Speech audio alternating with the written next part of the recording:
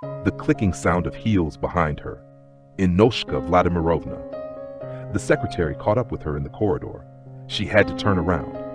"You've got a registered letter," the girl said, shoving it into her hands before running off again.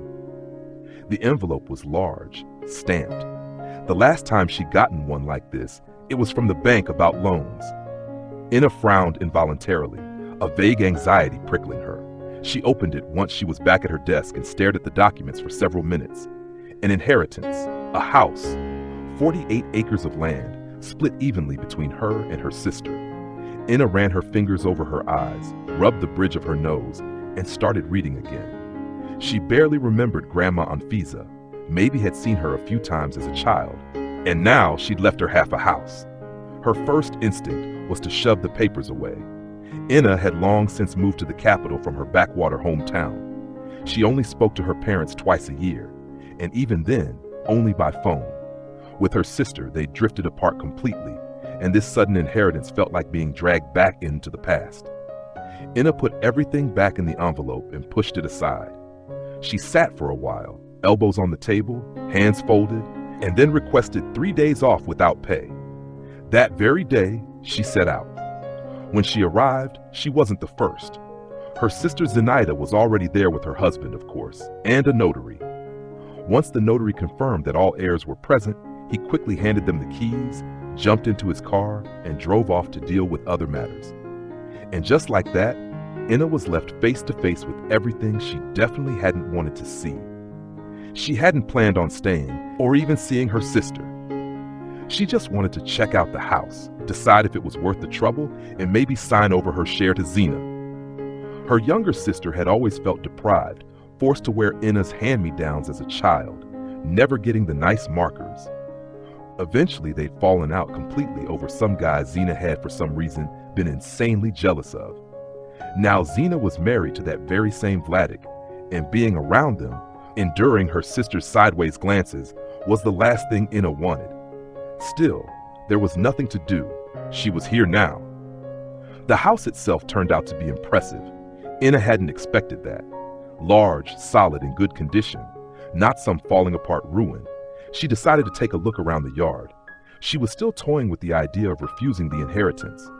She didn't like the way Zina looked at her or the way she and her husband whispered to each other. The yard was big, well kept, another surprise. "We want to go inside," Zina called out. "You coming or staying here?" Inna nodded and approached the porch. "Strange, isn't it? Why aren't Mom and Dad listed as first-line heirs?" she muttered as Zina's husband fiddled with the keys, trying to open the door. A lot of things here were strange, not least the notary's hurried departure. And the atmosphere itself. The house looked sturdy but felt oppressive. "You didn't know?" Zina's voice scraped her nerves like sandpaper. There was shrill joy in it, some kind of perverse anticipation. Inna shuddered and looked at her. "Didn't know what?" "Of course you wouldn't." Zina raised her chin and looked away. "How would you? You don't talk to us." "Sorry, I've been busy. Tight schedule." Inna cut her off, not wanting to get dragged into another family quarrel. "Sure, so tight you don't even have time to find yourself a husband," Zina sneered. Her jab failed to hit home. Inna was doing well enough, and envying her, let alone suspecting her of eyeing Zina's Vladik, was absurd. They both fell silent, the earlier question hanging in the air. Meanwhile, Vladik kept fumbling with the lock, taking forever. It was starting to get irritating. Finally, the lock clicked. The door swung open slowly, creaking, almost like the house sighed. They all froze on the porch, hesitant to step inside. The oppressive feeling was stronger than expected. Suddenly, Zina perked up, lips stretching into a predatory smile. She turned to Inna, gesturing toward the dark doorway. "After you? You're the eldest. You should go in first." Something about her tone set off alarm bells, some hidden catch. But Inna just wanted to get this over with. She still had the drive back ahead of her. Shrugging, she stepped over the threshold. The next instant, the door slammed shut behind her, and a colossal force smashed into her chest, slamming her against the wall, hurling her out of reality and into darkness. Chapter 2. Like a vortex. In the darkness, her eyes seemed to open, and suddenly she saw everything. Brilliant images flared before her inner sight. The earth, the underground, every blade of grass in crystal clarity. She saw Zenaida and Vladik outside on the porch, both pressed against the closed door, listening intently. "Think it's safe to go in? The house should be clean now," whispered Vladik. His voice thundered in her ears. Then, abruptly, everything cut off, like a TV switched off. The vivid images shrank to a thread, then vanished. Black screen. Consciousness drifted away. She came to slowly. Her head felt like jelly sloshing back and forth, like after a heavy office party. Her sense of balance kept shifting, but there'd been no party. She knew that much. The last thing she remembered was coming to check out her grandmother's inheritance. So why did it feel like she'd taken a serious blow to the head? Ina squeezed her eyes shut, then cautiously groped around. She was clothed good, but she was lying on the floor, in straw. What? She bolted upright, blinking against the dull pain in her temples until her vision cleared. Her bag lay nearby. She grabbed it, checked the contents. Everything seemed intact. She exhaled in relief. Now she could take stock of her surroundings. A flimsy shed, a door full of gaps, a tiny crooked window, the smell of rot, straw, and manure. Nothing like any structure she'd seen on Grandma's property, which meant she'd been taken somewhere else. While unconscious, a horrifying thought struck her. Kidnapped. The days evaporated instantly. If she'd been kidnapped, there was only one explanation: ransom, which meant there had to be a guard, a bearded guard, for some reason. She didn't question why she imagined him bearded, just bearded, that's all. Her skin prickled. Any moment now he'd come for her. She froze, listening. The world itself seemed to hold its breath. Strange sounds, rustling from all directions, voices in the distance. Something squirmed in the straw beneath her, a mouse. She yelped silently and jumped aside, clutching her bag. Then it hit her. The kidnappers hadn't thought of everything. She still had her phone. A breakthrough.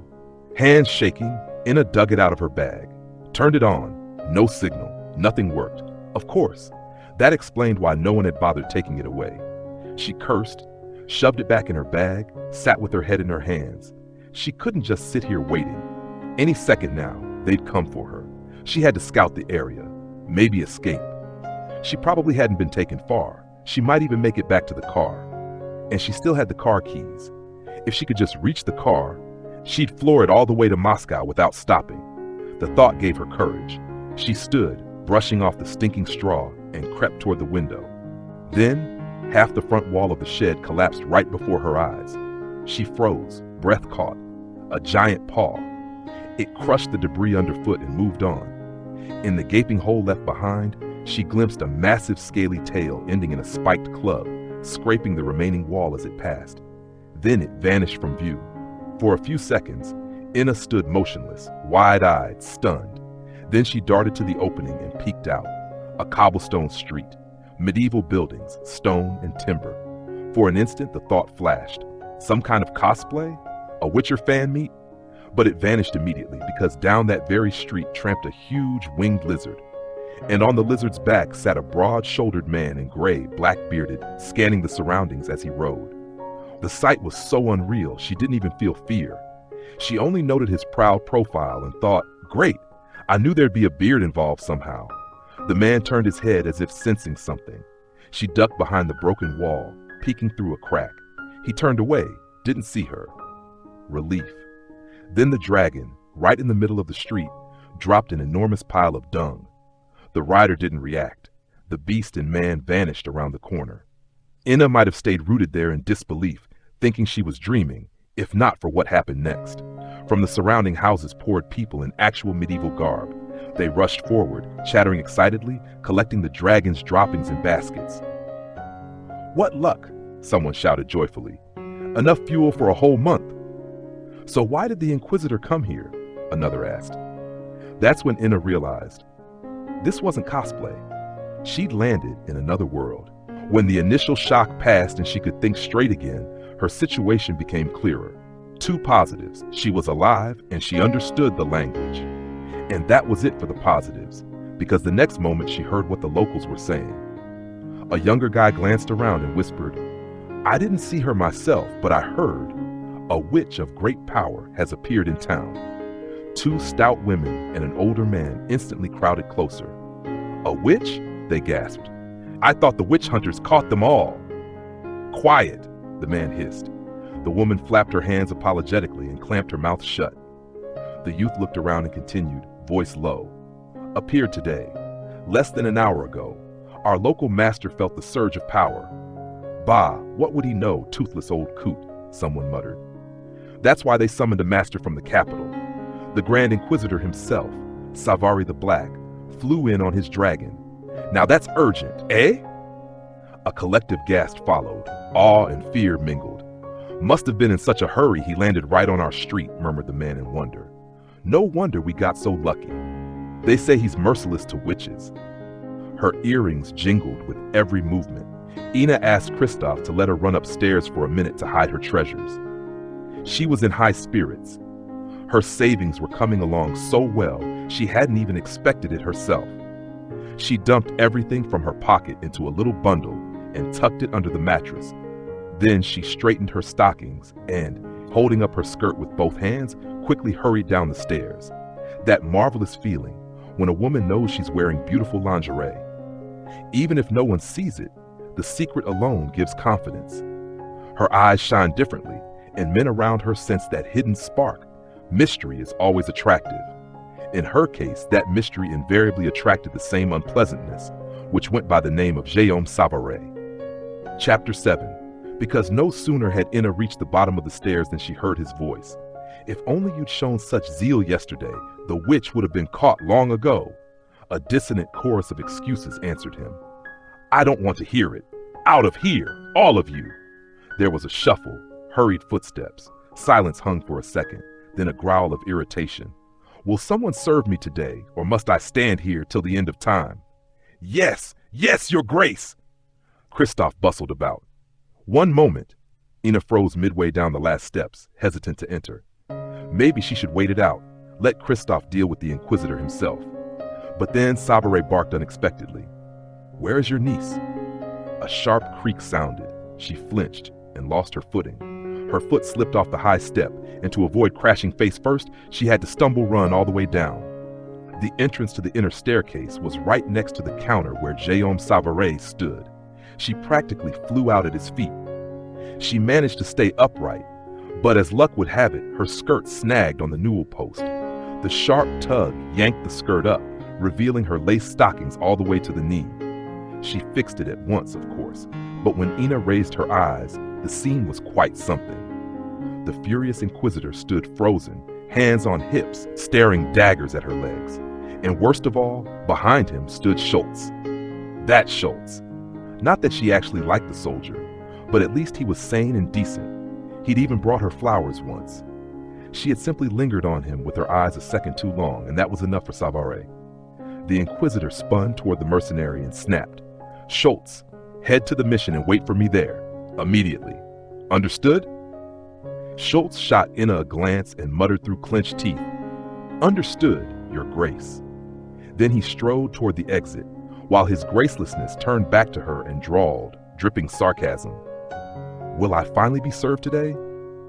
By then, Ina had composed herself. She passed behind the counter, dying to tell him to his smug face exactly what she thought of him. But she bit her tongue. The sooner this pompous ass left, the better. She smoothed her hair and asked without looking at him, What will you have? Beans, and plenty of meat. Excellent choice, she murmured, silently wishing him indigestion, and aloud added dryly, That'll be 10 sols. As before, he tossed a gold coin and in his usual disgruntled tone, remarked, I would ask that you not distract my men from their duties. What? She blinked at him. Excuse me? You heard me. And don't bother. Cheap tricks with lingerie don't work on me. Oh, really? As if he hadn't just been staring up her skirt. She nearly choked with fury. Something inside her clicked. Her mind sharpened with startling clarity, and the world around her seemed to ripple, as if reality itself were about to shatter and swallow everything whole. But nothing happened, except the rage lingered. I hear you're leaving us, Lord Inquisitor, she said in the sweetest tone. Does that mean you've already caught the witch? Probably better to have stayed silent, but Ina was past caring. The man was about to turn away, but her words stopped him. He came back, looming threateningly over her. Don't flatter yourself. My absence won't last long. The hall went dead silent, a ringing hush. God, why am I provoking him? Inna thought, staring into his eyes darkened with anger to the color of midnight. But she couldn't help herself. Finally, she snapped out of it, pulled a 10-soled coin from the till, and slid it toward him. "Your change." "Keep it," he threw out with utmost disdain, and walked off to sit at a table already being fussed over by a waiter. Inna remained standing there, furious as 100 devils. She glanced at his gold coin, then pinched it between 2 fingers and demonstratively tossed it into the cash box. The man's eyes followed her gesture closely. The muscles in his jaw twitched. His fist clenched so tightly the fork bent in his hand. Her anger didn't care. She wanted to throw it all to hell right then and there, but who would let her? Guests began streaming in again, at first cautiously, stealing glances toward the grim inquisitor sitting at the central table. Then bolder, Inna deliberately avoided looking his way. Only when the tavern door slammed loudly did she flinch and raise her head. The table where the inquisitor had sat was empty. She could finally breathe easier. Though her mood remained vile, one thing cheered her. She'd made almost twice as much in tips in the past hour as in the entire morning. If it went on like this, a couple more days and she could already think about finding a mage, and then she'd finally go home, and the esteemed inquisitor could keep hunting his witch. Good luck to him, and 7 feet under the keel. She shook off her thoughts and noticed Kristoff watching her, and he was exactly the man she needed. She was planning to propose a deal to him. Inna waited until the boar-legged flood of patrons thinned and slid into a seat at his table. Tybalt was absent for some reason, which suited her just fine. She wanted to talk to her employer without witnesses. She plastered on a sweet smile and started cautiously. "Uncle Kristoff, you're not going to the market today," he cut her off immediately, wiping sweat from his bald head. "That's not what I came about." "Not about that?" His tone softened. "All right." He puffed out his cheeks, rolled his eyes toward the ceiling, then leaned closer and whispered conspiratorially, "You really spiced things up today, niece. I thought old Jayon was about to start breathing fire. It's just like his dragon." "That's exactly what I wanted to talk about, Uncle," Inna said, lowering her voice and waggling her brows meaningfully. "Privately." The innkeeper squinted, quickly swept his gaze around the hall, and nodded knowingly. "Go upstairs. I'll come up." She didn't need to be told twice. She grabbed her dinner, headed upstairs, and waited. Time crawled by, tortuously slow. He arrived about an hour later, locked the door behind him, and sat across from her. "Well, niece," he said, "what did you call me for?" She took a deep breath and began. "I want you to help me find a mage who can send me back home." The innkeeper nodded, leaned back in his chair, and chuckled. "Ha! Now that's a tall order." Inna expected negotiations would be difficult, but she had experience in that field too. "Think about it yourself," she said. "The inquisitors practically moved in here." "Aha!" he snorted, shamelessly picking at the leftovers of her dinner. "He likes you as a woman." "Well, he's still a man, isn't he?" "What?"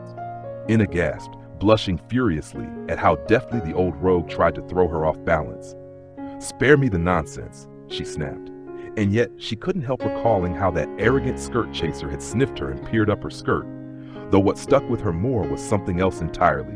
"Don't flatter yourself. My absence won't last long." He'd said it outright. He wasn't letting go. No, she wasn't about to lose focus now. "He's provoking me, trying to get a rise out of me," she thought. "Today I barely held back. What happens if I snap? You know what happens. And then what? They'll accuse you of hiding a witch. You'll be complicit." The innkeeper watched her silently. Clearly he had no desire to end up in the Inquisition's dungeons either. Yet he was too calm, which suggested Kristoff also had some kind of ace up his sleeve. She pressed on. "How long will the Inquisitor be gone? 3 days? A week? In that time you must find a way to send me back to my world." Kristoff pursed his lips and then drawled in a thin voice. "You'll work it off, then we'll see." "Are you insane?" she exploded. 3 days, a month at most. A year, the old swindler shot back stubbornly. In the end, they settled on 6 months. He needed his profit, and finding a mage willing to smuggle her illegally would take time anyway. Inna was in shock. 6 months. That's going to ruin my credit payments, the mortgage, the car loan. Even her teeth ached at the thought. Her hair hurt. Her last argument was desperate, And what if this guy pushes me too far and my power breaks loose? What then? Don't worry about that, the innkeeper said calmly, pulling a small pin from his breast pocket, a bead glinting like an eye. Here, take it. It's from my granny. Pin it under your dress or on your stockings, and it'll calm you right down. Enna squinted. So that was it. His own grandmother had been a witch. That explained a lot. All right, she said, but I have conditions. If I live here and make you profit, uncle, I want 30% of it. Kristoff nearly choked. They settled on 10. And clothes, jewelry, the works, I choose them. Deal? Deal, he grumbled and spat in his palm. Chapter 8 of Mezde Kvartana, such a jaw-breaking name for the seedy little seaside town where Magister Jeom Savare now had the misfortune of staying. The place buzzed with unhealthy excitement, torches everywhere. Minions of Beskar, head of the local Inquisition branch, scurried about like madmen, pretending to be busy. It made the Magister sick. Jeom was a man of action. He hated paperwork and hated empty displays of zeal even more. Some envious fools called him Fortune's favorite. He always got results in record time. Others praised his analytical mind. He simply called it work, and he was good at it. But this time, something had gone wrong. He needed to get away, even briefly, to think things through, isolate what led to the mistake, and of course, report his findings to the Orders General. The last part made him wince. Jeom loathed reporting failures, and Reverend Beskar, annoyingly, was constantly underfoot. Jeom suspected the sudden chattiness of the old Inquisitor was deliberate. The toothless bastard wanted to trample his pride. Yet he did it so exaggeratedly polite and servile that there was nothing to accuse him of, and every reason to want to send him straight to hell. The Magister grimaced. Beskar kept mumbling, toothless gums smacking. Such a complicated case, such a complicated case. Only Lord Cheverinish himself could unravel it. And poor old Beskar, what's he to do? Then came rambling about his merits, about how he was due for retirement any day now, and yet, here he was, stuck with this. Beskar trailed him relentlessly, never missing a step, muttering all the while. Finally, Jeom snapped and turned to face him fully. Listen, Beskar, I need to leave at once. Yes, I understand. Do you? Jeom growled, catching the hint of mockery in the old man's tone. You need to make sure my dragon is properly fed. It can't eat this local slop. The toothless man glanced at him, a sly glint in his eye. He coughed delicately. Your dragon, forgive me. Didn't it just provide your quarter with fuel for a month? Exactly, Jeom snapped. Now, back to the point. I have to leave now, but in a couple of days I'll return, and the investigation will continue. This case is truly exceptional, and to make sure there really was a witch, or whether you, hoping to attract the attention of the High Mission, had simply raised a false alarm.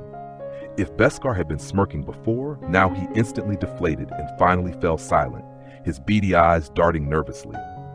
You don't need to see me off, Jeom said. I'll find my way myself. And without looking back, he walked away from the tall building crowned with sharp spires toward the far end of the pier, where among the port warehouses his dragon was kept. He led the beast, restless after 2 days in its cramped pen, quickly mounted its back and soared into the night. One circle over the sea, he let the dragon stretch its wings, skim the water with its claws, then wheeled around and steered toward the mountains. The path ran right over the town. Jeom deliberately chose the very street where it had all begun. Conflicting thoughts crowded his mind, a complete mess, because he never missed. He'd felt it, unmistakably, found the very place where the surge of magic had erupted, and the woman, strange as if newborn, carrying an elusive trace of power. He could have sworn, she is the witch. If not for one thing, she was a void. Not a hint of magic in her. Fine, he told himself. You were wrong. Annoying, yes, but let it go. Forget her and focus on the case. But forgetting was impossible. He kept circling back to her in his thoughts, analyzing, dissecting details and flaws. That usually helped. Yes, she wasn't young, not dazzlingly beautiful, yet the man in him had instantly attuned to her. He decided it was temporary. Sleep with her once, end of story. But when he saw her the next morning in the Boar's Trot Tavern, in daylight, somehow she seemed different. And yet the impression remained the same as their first meeting. Every instinct screamed, witch! And again it all shattered on the fact she was an empty shell, no magic whatsoever. He stooped so low he even started following her. Her slip of the tongue about the monastery sounded laughable, but there was something strange about her, something elusive. And that defiance. The defiance of this woman chilled him, infuriated him, stirred up his basest instincts, and at the same time drew him like a magnet, distracting him from an investigation that, to make matters worse, was at a dead end. In short, the Magister was furious and burning with a sharp desire to get to the bottom of it. While Kristoff was upstairs handling matters with his niece, Tybalt sat at the master's table in the dim, half-empty hall, sipping sour white wine and stewing. The innkeeper had been gone barely an hour, yet the wait felt endless. Finally, Kristoff came downstairs, panting, wiping his sweaty bald head, and waddled to his table.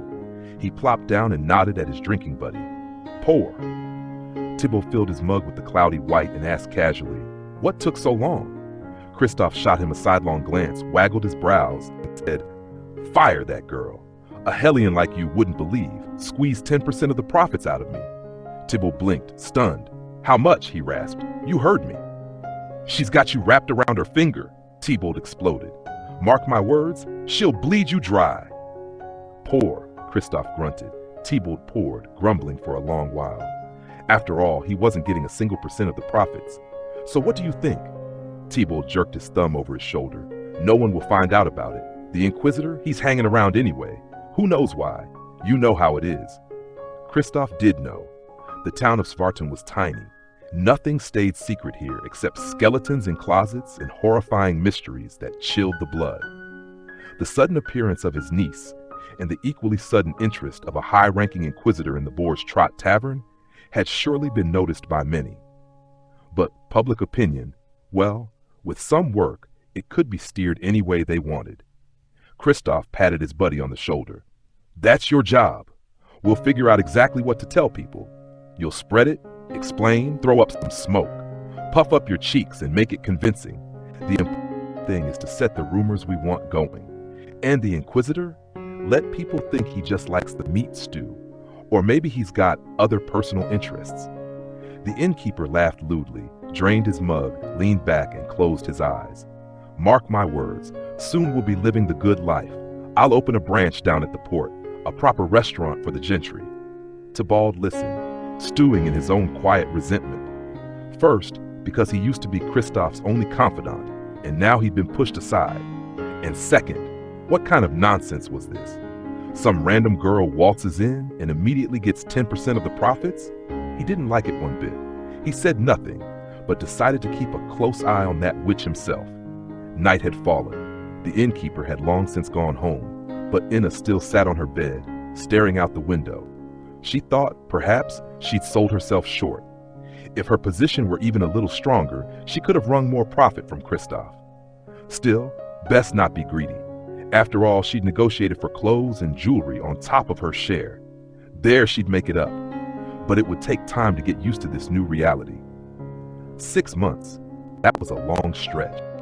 She sighed nervously and rested her in her hand. If only she understood what that Inquisitor wanted from her. No sooner had she thought it than movement outside caught her eye. Inna looked and couldn't believe what she saw. Across the night sky, wings beating slowly and peacefully, a dragon glided past.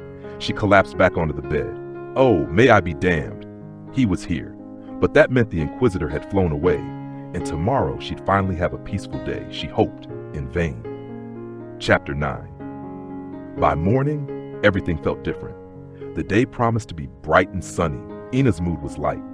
Through the window stretched a clear sky, streaked only with rose gold clouds, and no dragons, no Inquisitors.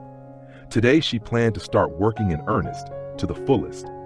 That meant not just tossing coins into the till and logging income in the ledger, but thinking strategically. After all, she now had a share of the profits. The bigger the profit, the bigger her cut. Of course, there was the risk Kristoff might try to outmaneuver her and turn her over to the Inquisition. But Inna Trom sensed the innkeeper wouldn't do that. She'd noticed that gleam in his eyes, the one real entrepreneurs had, which meant he'd bend over backward to expand the business. That was exactly what she intended to do. Study the local market, assess risks and opportunities, and then pitch him an offer he couldn't refuse. Then she'd renegotiate for a bigger share. With these thoughts, she jumped out of bed even before Christoph came knocking on her door. She washed quickly, tidied herself, dressed, and went down for breakfast. Halfway down the stairs, she remembered her protection charm. Quickly, she reached under her skirt to check the pin. Still there. Satisfied, she smoothed her dress and only then lifted her gaze.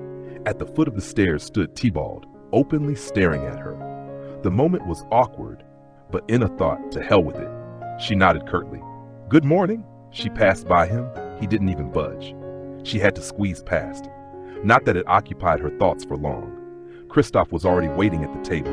He looked her over, grunted approvingly, and said, Sit down, niece. Breakfast is boiled eggs, bread, and milk. Looking at the spread, Inna couldn't help thinking about freshly brewed tea, or better yet, good coffee. And yes, she really needed at least one new dress. That, however, she decided to save for later. Instead, she asked something else. Does the tavern serve? Do you serve coffee anywhere here? What's that? The innkeeper arched his brows. Tybalt, who had silently come up behind her, pulled out a chair and sat down. It's a drink, bitter, invigorating. Some people get hooked on it, can't imagine a day without it. If we serve it, we'll attract more regular customers. What the hell do we need that for? Tybalt snorted. We're packed to the rafters as it is. But Christoph pulled a serious face and shot his bouncer an annoyed look, then turned his head toward Inna, cocked it to one side, and asked, You're talking about noble folk, aren't you? The question caught Inna off guard. In her world, coffee had long since stopped being a rarity. Everyone drank it. But here, different story. She nodded. Yes, but not only them. Christoph studied her intently for a moment. She could almost see the numbers spinning in his eyes. Finally, he said, You'll go to the market with Tybalt after work. Ask around. And I need to buy a few things for myself too, Inna added immediately. Seeing the innkeeper's face darken in anger, she quickly cut him off. I'm going back to work, and flitted away. You saw that? Christoph murmured, his gaze following his niece with open pride. The girl had instantly grasped the direction of his thoughts. Growth, expansion, a new level. He could already picture himself moving to the capital. Tybalt, however, did not share his enthusiasm. He was perfectly content with things as they were. Why go looking for trouble? He regarded the girl's initiative with open skepticism. He didn't say anything aloud, but decided he'd knock her down a peg or two when the chance came. Inna's workday began as usual, except now she also kept a personal notebook where she tracked which dishes were most popular and which barely sold at all. Based on that, she could later adjust the menu, something she mentioned to Tybalt when he nosily asked what she was writing. The man gave her a strange look and walked away. Later, he disappeared altogether. She didn't know whether Christoph had sent him on an errand or he'd gone off on his own. He returned 20 minutes later, rumpled and out of breath, as if he'd been running. Not that Inna cared about his comings and goings. That was the owner's problem. Her mood was good today. She smiled at customers, and clearly it paid off. In addition to tips, she collected 8 invitations to dinner and 3 marriage proposals. Business was brisk. As lunchtime approached, she suddenly caught herself glancing more and more often at the door. Waiting for the Inquisitor? Impossible, she told herself, spitting inwardly.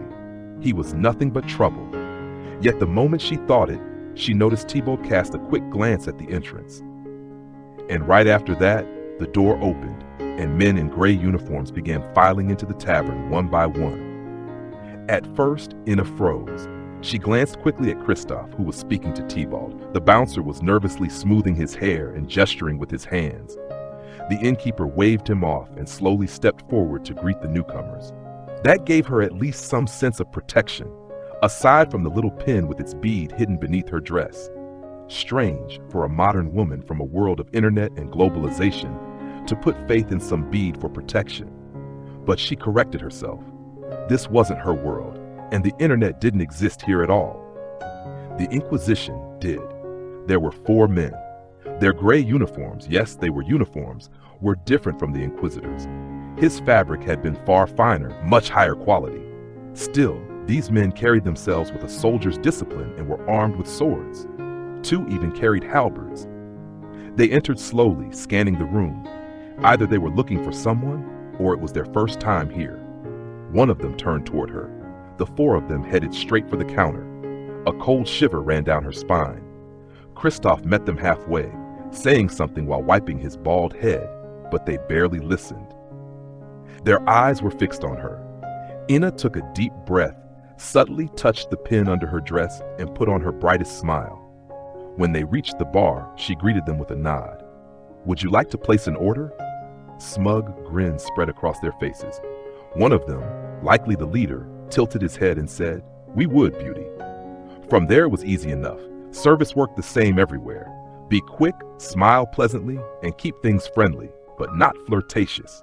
Inna took their order, wrote it down, and in the process learned they were city guards assigned to the mission security detail.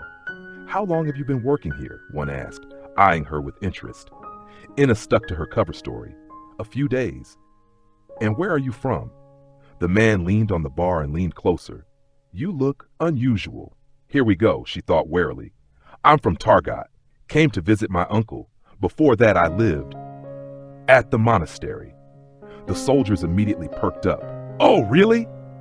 Amazing how they all reacted the same way the moment they heard the word monastery. "Yeah, fake lead for you," Inna thought to herself. "Sorry, but I'm seeing Schultz," she said aloud, folding her hands demurely in front of her and lowering her gaze. As a result, the guards declared that Schultz was a lucky man, left her generous tips, sat down to eat, and eventually announced that they'd be coming to the Boar's Leg regularly now, because the portions were large and the food was decent. Finally, they left. Inna breathed a sigh of relief. It seemed she had pulled it off, though a thought flickered. How am I going to shake off Schultz later? But then she decided problems should be solved as they arise. Kristoff was beside himself with delight. He couldn't take his eyes off his niece. "Did you see how slick she was?" he whispered to Tybalt, wiping his bald head. "Soon the entire Skvartan garrison will be eating here." Tybalt's mood, however, had soured. He himself had once served in the guard before defecting to Kristoff's side. He still had old contacts, and he had already dropped hints, carefully phrased, to certain people who needed to know. That was Tybalt's specialty, speaking in half-truths, scaring the cunning girl enough to make her back off and quiet down. He was sure he could handle it, and maybe even earn himself a cut of the profits in Kristoff's eyes. That had been the plan. But it all turned out differently. Still, after brooding for a while, Tybalt perked up. He was supposed to escort the girl to the market, and there he intended to observe her from another angle. Chapter 10. By evening, the little pocket on Inna's apron had filled with coins several times over, and she'd already emptied its contents into her personal stash under the mattress. While pouring out yet another handful, she thought, "This can't go on. I need to keep my money in a bank." But then the question arose, do they even have banks here? And if they do, what interest do they pay? When she asked Kristoff, he looked at her in holy terror, swallowed strangely, and finally managed, "They do," which was good news. It meant she wouldn't have to sleep on bags of small change. However, she wasn't going to any bank yet, not until she fully understood her status here. Today's plan was a trip to the market, and that meant another conversation with the innkeeper. When they struck their deal, they'd agreed that Uncle Kristoff would provide lodging, food, and also pay for his beloved niece's clothes, jewelry, and other pleasant little things. When the old man heard this reminder, his face fell, then darkened, then turned slightly green. He glanced at her from under his brows, turned away, pulled out his purse, and fished inside with 2 fingers. He produced a 10-soled coin and handed it to her, looking at her hopefully, as if to say, "This will do, right?" She raised an eyebrow, making it clear that it was not enough. The innkeeper sighed heavily, rummaged in the purse again, and finally dumped 2 more coins into his palm, another 10 sold and a gold piece. While Kristoff hesitated, wondering which he could part with less painfully, Inna deftly plucked both from his hand. He only managed a faint croak, following the coins with his eyes. "Thank you, dear uncle," Inna said sweetly, smiling, and turned to go. "Hey, hey," he called after her. "Don't spend it all." Of course," she replied with a grin and headed for the door. Tybalt followed her like a shadow. Inna noticed that the bouncer had been unusually quiet since lunch and seemed to be sulking at her about something. which suited her just fine. She wasn't in the mood to chat either. At last, they reached the archway leading to the market. "We're here," Tybalt muttered. She glanced at him sideways, but didn't answer. His bad mood and mysterious grievances didn't interest her. If he wanted to sulk, let him sulk. So when he asked what they were going to buy, Inna replied, "I want to walk around and take a look." "As you wish," the man sniffed. "But hurry, lady. The market closes soon," which was reasonable. The market stalls stretched right along the pier, and across the street the ground floors of the houses were fitted out as little shops. She remembered some of the signs from last time, so she walked with purpose. The first shop she entered sold ready-made dresses. Tybalt snorted in outrage behind her. "It's more expensive here," he muttered. "You can wait outside if you like," she shrugged and stepped in. Fairly quickly, she haggled for a simple but elegant dress the color of seafoam, as well as some plain undergarments, surprisingly decent ones, no knee-length pantaloons or other barbarities, and stayed within budget. Half the money Kristoff had given her was gone. She then bought a new hairbrush and ribbon from the stalls, picking up basic feminine necessities. Afterward, she decided to look for coffee. She scanned the rows and headed for the area where dried fruits, nuts, and exotic spices were sold. There, luck wasn't on her side. One swarthy middle-aged merchant told her he did have coffee, but would bring it tomorrow. Tea proved harder to find, but someone else promised to source something suitable. She made arrangements to come back tomorrow and, as a treat, bought some nuts and candied fruits. By now she had bought everything she needed, but felt oddly unsatisfied. Tybalt hovered behind her like a silent statue, a mute reproach. The sun dipped toward the horizon, painting the sky over the sea crimson and gold. A shimmering golden path glinted on the water, and the high mission walls gleamed dark red in the light. Beautiful. Hard to believe that building was the main torture chamber of the proud city of Svartaln. She lingered a moment too long. The market would soon close, but she didn't want to leave. Without knowing why, Inna wandered toward the stall where she had bought stockings last time. A restless feeling tugged at her, the urge to turn around, to scan the crowd, searching for a familiar tall figure. Finally, she forced herself to stop thinking about someone she shouldn't be thinking about. She reached the vendor, bought another pair of thinner stockings, and paid. That should have been it. Time to go. And then, shouting behind her, "Look, look, coming in from the sea!" She didn't yet understand what was happening, but like everyone else, she ran to the railing. In the crimson sunset sky, massive black wings flashed overhead. A dragon made a loop over the sea and descended toward the port. The world suddenly burst with new colors, and a smile tugged at her lips. She stood there only a moment before hearing a low, venomous whisper right beside her. "Well, look who's back. The butcher." Tybalt. She had forgotten about him. She spun sharply to face her escort. His face was twisted, teeth bared in old hatred. It was strange. She suddenly thought there might be some personal history here, even though, as far as she knew, there shouldn't be any connection. But what did she really know of Tybalt's past? Until now, she hadn't paid much attention to this brooding type, but now she decided to watch him more closely. After all, she didn't think the Inquisitor was all that evil. Sure, Guillaume Savary was an unbearable cad and shameless womanizer, no question about that, but she didn't sense rot in him. And you could tell a lot about a man from the way he tipped, too. She had even caught herself feeling bored when he wasn't around. That was an unsettling thought.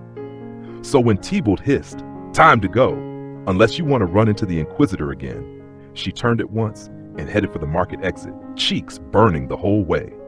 They reached the boar's leg surprisingly quickly, and Inna wasn't even out of breath.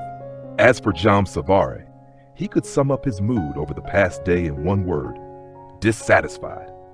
Dissatisfied with everything. The first investigation had gone disastrously. He'd had to blush and bite his lip like a rookie when reporting results to the Orders General. The general listened calmly without interrupting, then stepped to the window. Guillaume deeply respected this solid gray-haired man and valued his opinion.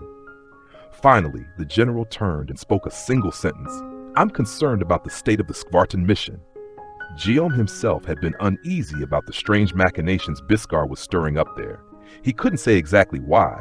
There wasn't enough evidence, but replied simply, "I'll handle it." The general gave him a searching look and nodded. Go. Guillaume flew out that very day. He could have delayed. A few days, even weeks, would not have mattered to the investigation. But something was driving him, some undercurrent of anxiety. He would sooner bite his own tongue off than admit it, but that tension was tied to a woman. All the way back he hurried, but the moment he landed in Spartan's port, he inexplicably calmed. He froze there, inhaling deeply the sea-salted air, and the sense of harbor refused into his lungs, and glanced toward the town. The sun had almost set. The first lights were beginning to appear in the houses. Somewhere out there was a woman who, strangely enough, pulled him in and occupied his thoughts. Tomorrow, he thought. Right now he had plenty to do. He left the dragon at the port and headed toward the high walls of the mission. Chapter 11. They had not been expecting him at the mission so soon. Reverend Beskar was openly stunned, mumbling incoherently about the late hour. Jam gave him a stern look. The old man immediately fell silent. Everyone knew the Inquisition didn't sleep, not day or night. For a moment, Beskar's eyes showed confusion, but he quickly adjusted and changed his tune. Your quarters will be prepared immediately. We'll bring you the best dinner, the finest wine. I won't be resting, Guillaume cut him off brusquely as they walked. I intend to review the crystal recording in detail at once, and you, Reverend, will stay nearby to clarify any questionable points.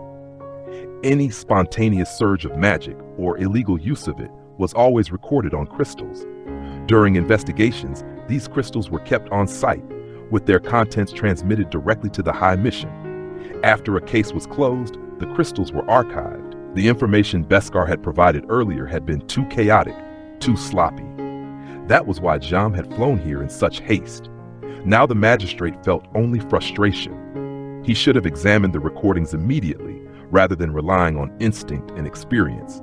He'd paid for that mistake with a humiliating reprimand. Still, it wasn't too late. There had been no new surges of power reported since, so he could still piece things together. None, Your Grace, Beskar stammered in response to a question Guillaume had apparently asked aloud. The old priest immediately plastered on a nervous, obsequious smile. Cautiousness radiated from him now. They reached the crystal vault. Beskar hurried ahead to open the door. Inside, a trainee was sitting idly. The Reverend barked at him harshly. The scrawny boy bolted. What was a trainee even doing here at this hour? Guillaume thought irritably, shooting Beskar a sidelong glance. But first things first, the crystal, he ordered, stepping toward the table. With exaggerated grunts and groans, as though dragging some terrible weight, Beskar placed several crystals before him. Guillaume frowned. What's this? Each investigation is recorded on a single crystal. Why are there 5? Forgive me, Your Grace, Beskar stuttered. My hands shake, my sight is poor. Sometimes I confuse. You confuse which recording is which. Guillaume cut him off sharply. The old man hunched his shoulders and darted a nervous glance at him. A chill ran down Guillaume's spine, followed at once by anger. Sit where I can see you, he growled. Then he began reviewing the crystals. No wonder the report had been so jumbled. 5 damaged crystals, full of fragmentary and contradictory information. Large portions were unreadable. Other sections outright contradicted each other. When Guillaume finished the review, he set them aside. There are 5 versions here, he said coldly. Which one were you planning to send to the archives of the High Mission? Beskar babbled excuses, claiming he tried his best, that the damage was from overwork, trembling hands, failing eyesight. Guillaume stared at him, unsure whether to believe him or not. It could be true, or it could be deliberate. The conclusion presented itself. Someone here was intentionally hiding the truth. Likely they had been correcting the recordings and sending altered versions to the archives for quite some time. But why? What were they concealing? He gave the Reverend a long, hard look, then jerked his head toward the door. That's enough. Leave me. Beskar muttered protests, but finally shuffled out. Guillaume sat, arms folded on the table, staring into space, then began reviewing the discs again. The surge of magic had definitely occurred. He'd felt it himself. But a surge of such magnitude always left traces. Hurricanes, scorched land, seas churned into chaos, villages crawling with the walking dead. Guillaume Savary had seen it all in his years with the Inquisition. But here, No destruction, no casualties. He stayed in the laboratory for hours, puzzling over the mystery, and finally decided to set it aside until morning. That same morning, Ina woke at dawn, startled awake by dreams she couldn't even bring herself to recall. Her cheeks were still burning with embarrassment. She washed carefully, got herself ready with unusual thoroughness, quickly ironed the apron she had washed the night before, and spent a long while studying her reflection in the cloudy, battered mirror Christophe had generously provided. She even tried a new hairstyle, weaving a ribbon into her hair. Then she put on new underwear and the dress she had bought yesterday at the market. The dress was made of inexpensive fabric and simply cut, but it fit her figure well. And the sea green color wonderfully set off her eyes. They were gray-green, but now seemed darker and deeper, almost with a bluish tint. It looked quite nice. She fastened the brooch to the dress. Inside the skirt there was a special hidden pocket sewn in for it. Very convenient. After giving herself one last look, she left the little room and started down the stairs. Yesterday, when the Inquisitor's black dragon landed in the port of Skvartan, Tybald's first thought had been to get away as quickly as possible and avoid running into Savare. The capital Inquisitor probably didn't even remember him. But it was precisely because of Savare's interference that Tybald had lost his cushy post at the mission. He had worked as a warden at the prison, and as luck would have it, a prisoner accused of witchcraft had escaped. Savare had headed the commission from the capital at that time, and on his orders, everyone involved in guarding the prisoners was dismissed. As a result, Tybald lost his easy job and the decent side income he used to get from prisoners behind bars, and came to hate the Capital Inquisitor with every fiber of his being. But he kept that hatred bottled up. There had been no chance to settle the score. He'd had to swallow it.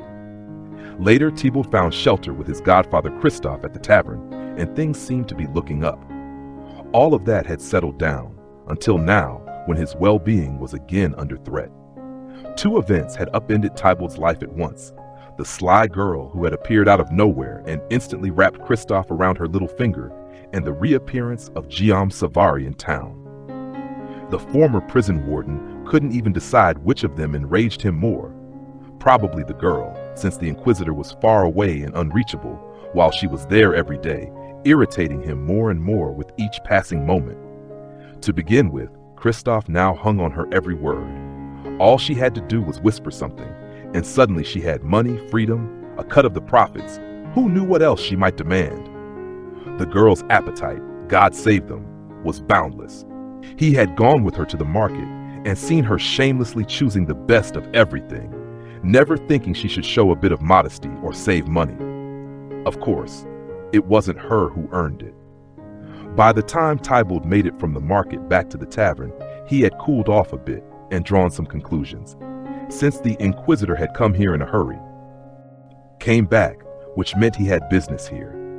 The fact that during his previous visit, Savare had spent his time hanging around the Boar's Leg Tavern instead of hunting witches was strange enough by itself, and now that the Inquisitor seemed interested in the sly girl, doubly strange. Hard not to notice that.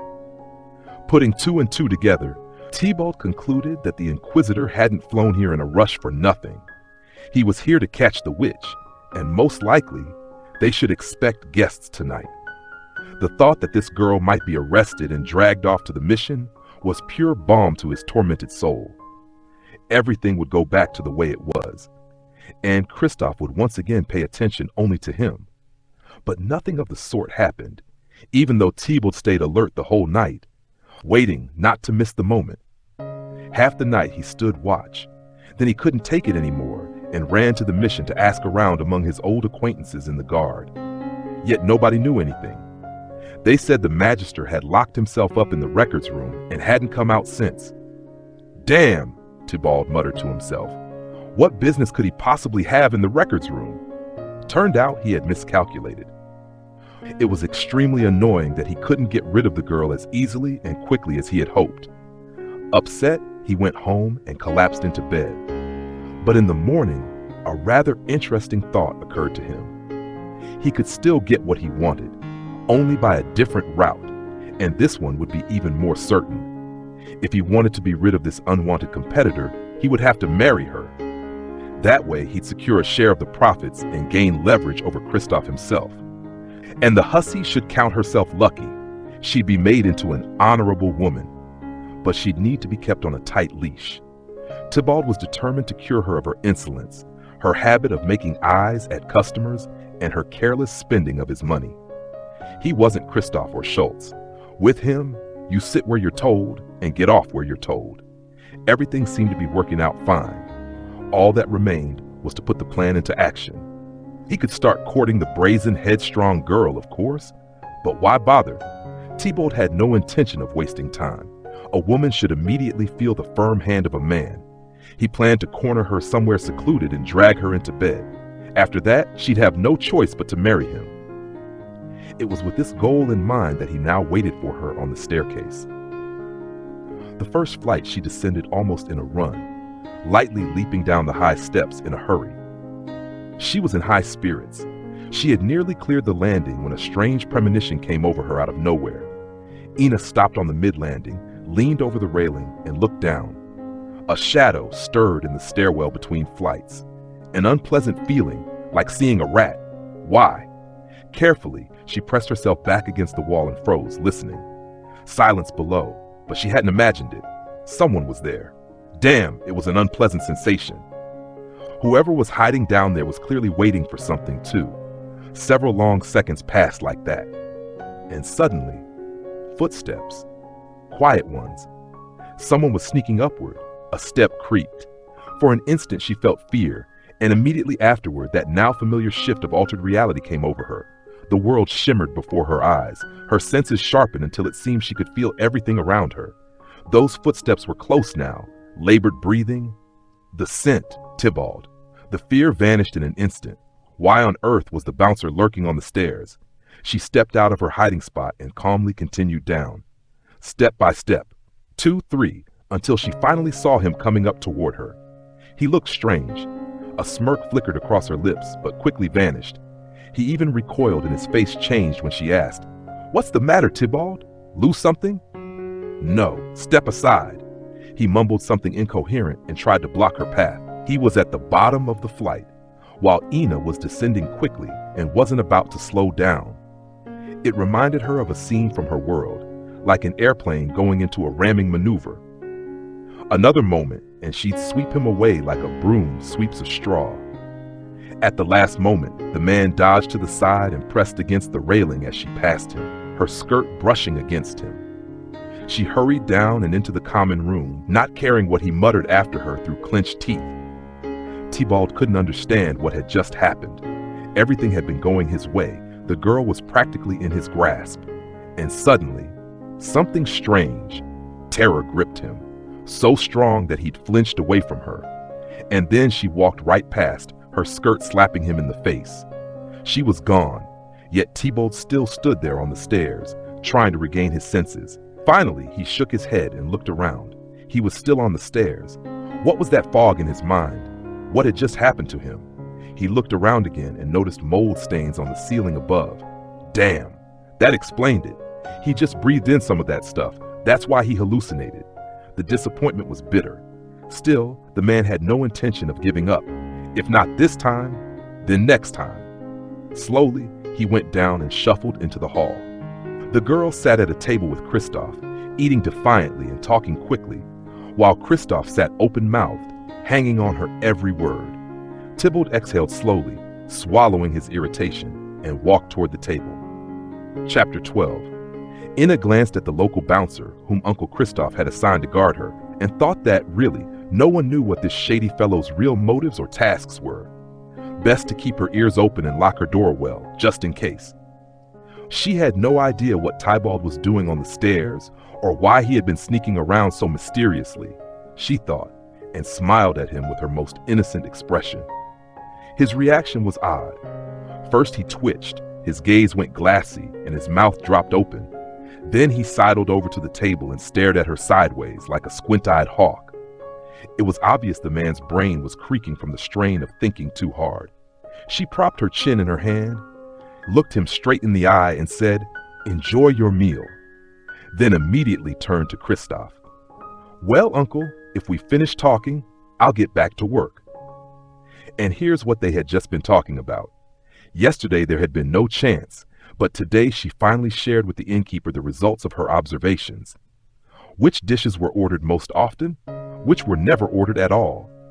As a result, the kitchen always had leftovers. Should they be thrown away or fed to pigs? And by the way, did they keep pigs?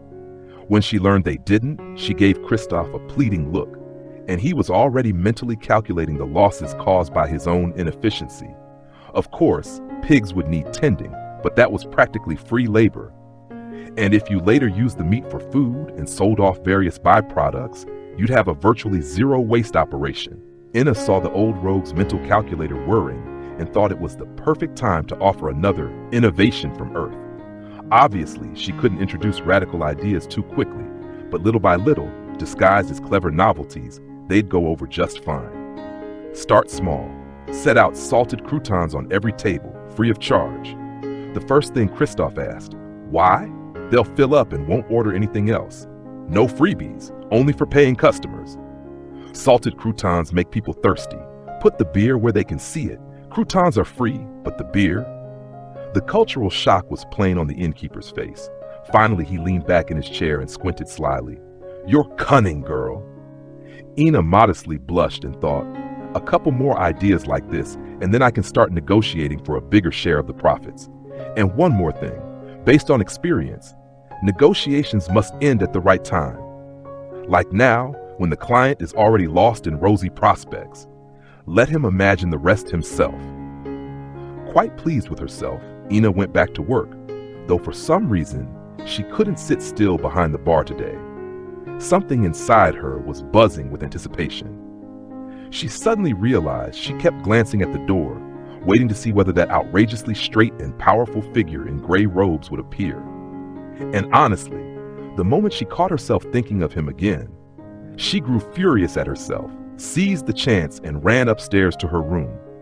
True, on her way back down, she nearly bumped into the local bouncer, Tybalt, again. She couldn't help but think how suspiciously often that guy crossed her path. Still, now she had tucked away in her secret pocket a little pouch of treats bought at the market the day before. She needed something to distract herself and cheer up her mood, ruined by her own foolishness. Back in her old world, she always kept a stash at work for moments like these. A cup of good aromatic coffee would have been even better, but this would do. Candied fruits and nuts, she poured them onto a small plate and nibbled piece by piece. The sweetness lifted her mood and made work flow easier. By noon, the tavern filled with soldiers again, the same 4 who had come yesterday and 2 new ones. The hall grew especially noisy, filled with laughter. She had just jotted down another order in the ledger, smiled at a soldier who left her a good tip, and absent-mindedly reached for her plate of treats, biting into a candied peach slice when the tavern door opened. And there, standing on the threshold, staring straight at her, was the Inquisitor. Magister Savari's day had begun far less cheerfully than he would have liked. He'd risen before dawn, hardly having slept. Instead of breakfast, he drank a glass of milk and ate a crust of bread, then set about questioning Reverend Beskar. But the informal interrogation yielded nothing. The old man squirmed like a snake on a griddle, spinning so many different versions and details that finding the truth in the flood seemed impossible. All right, Jean finally cut him off. I need copies of the working crystals from other cases handled in your mission. But there aren't any, Your Grace. Where are they? Jam's patience was wearing thin. He was already irritable, and at that moment he caught some kind of signal, an irresistible pull toward her. Jam was ready to leap up and rush off to find the woman, but instead, the Magister forced himself to continue the interrogation. Resisting the strange attraction proved difficult, which only worsened his mood. And when he heard Beskar's next answer, he exploded. They broke, Your Grace. The Reverend spread his hands. How could they break? Savar asked softly, leaning forward. The old man's eyes darted nervously. Oh, he babbled.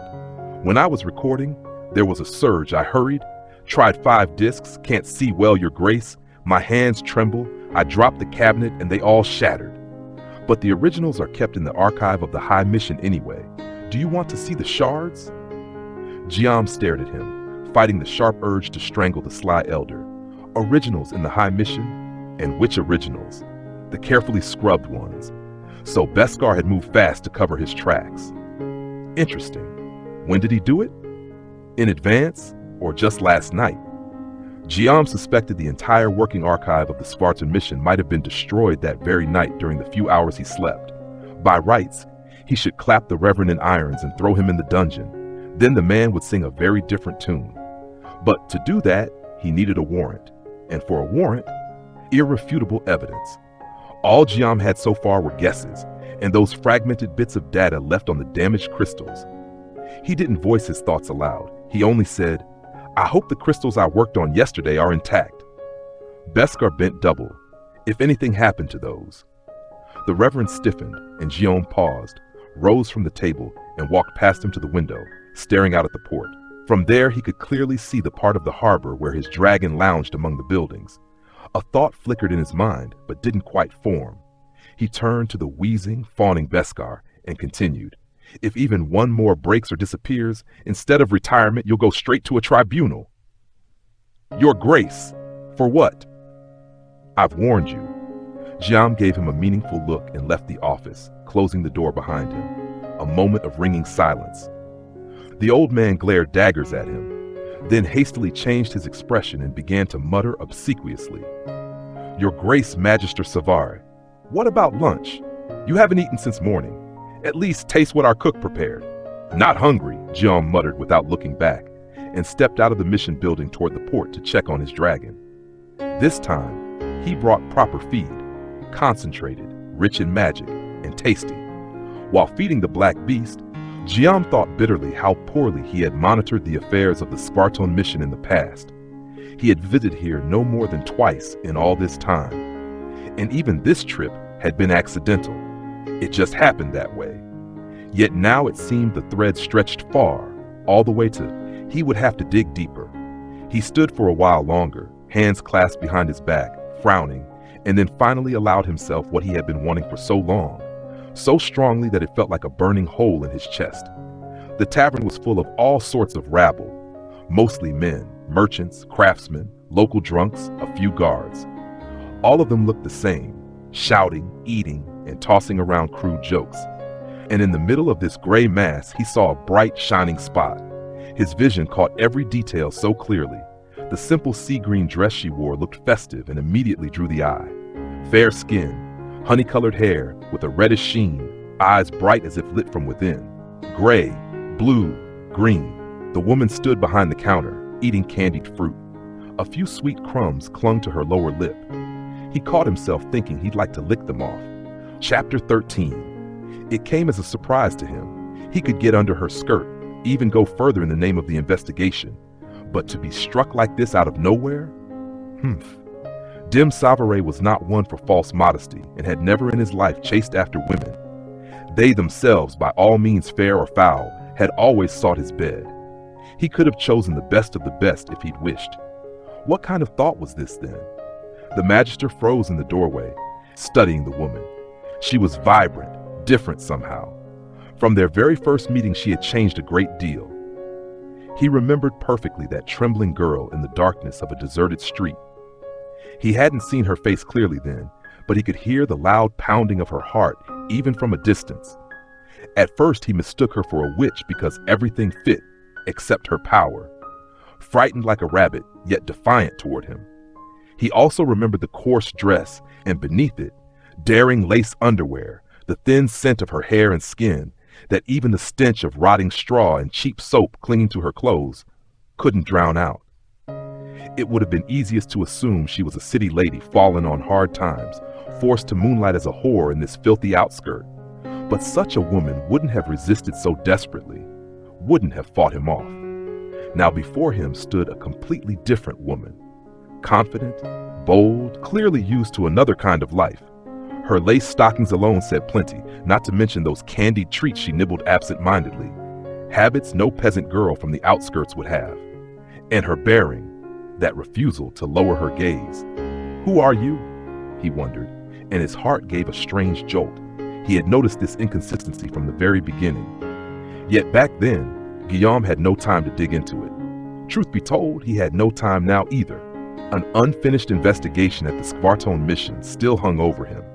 He had barely scratched the surface there and already uncovered enough violations to make one tear their hair out.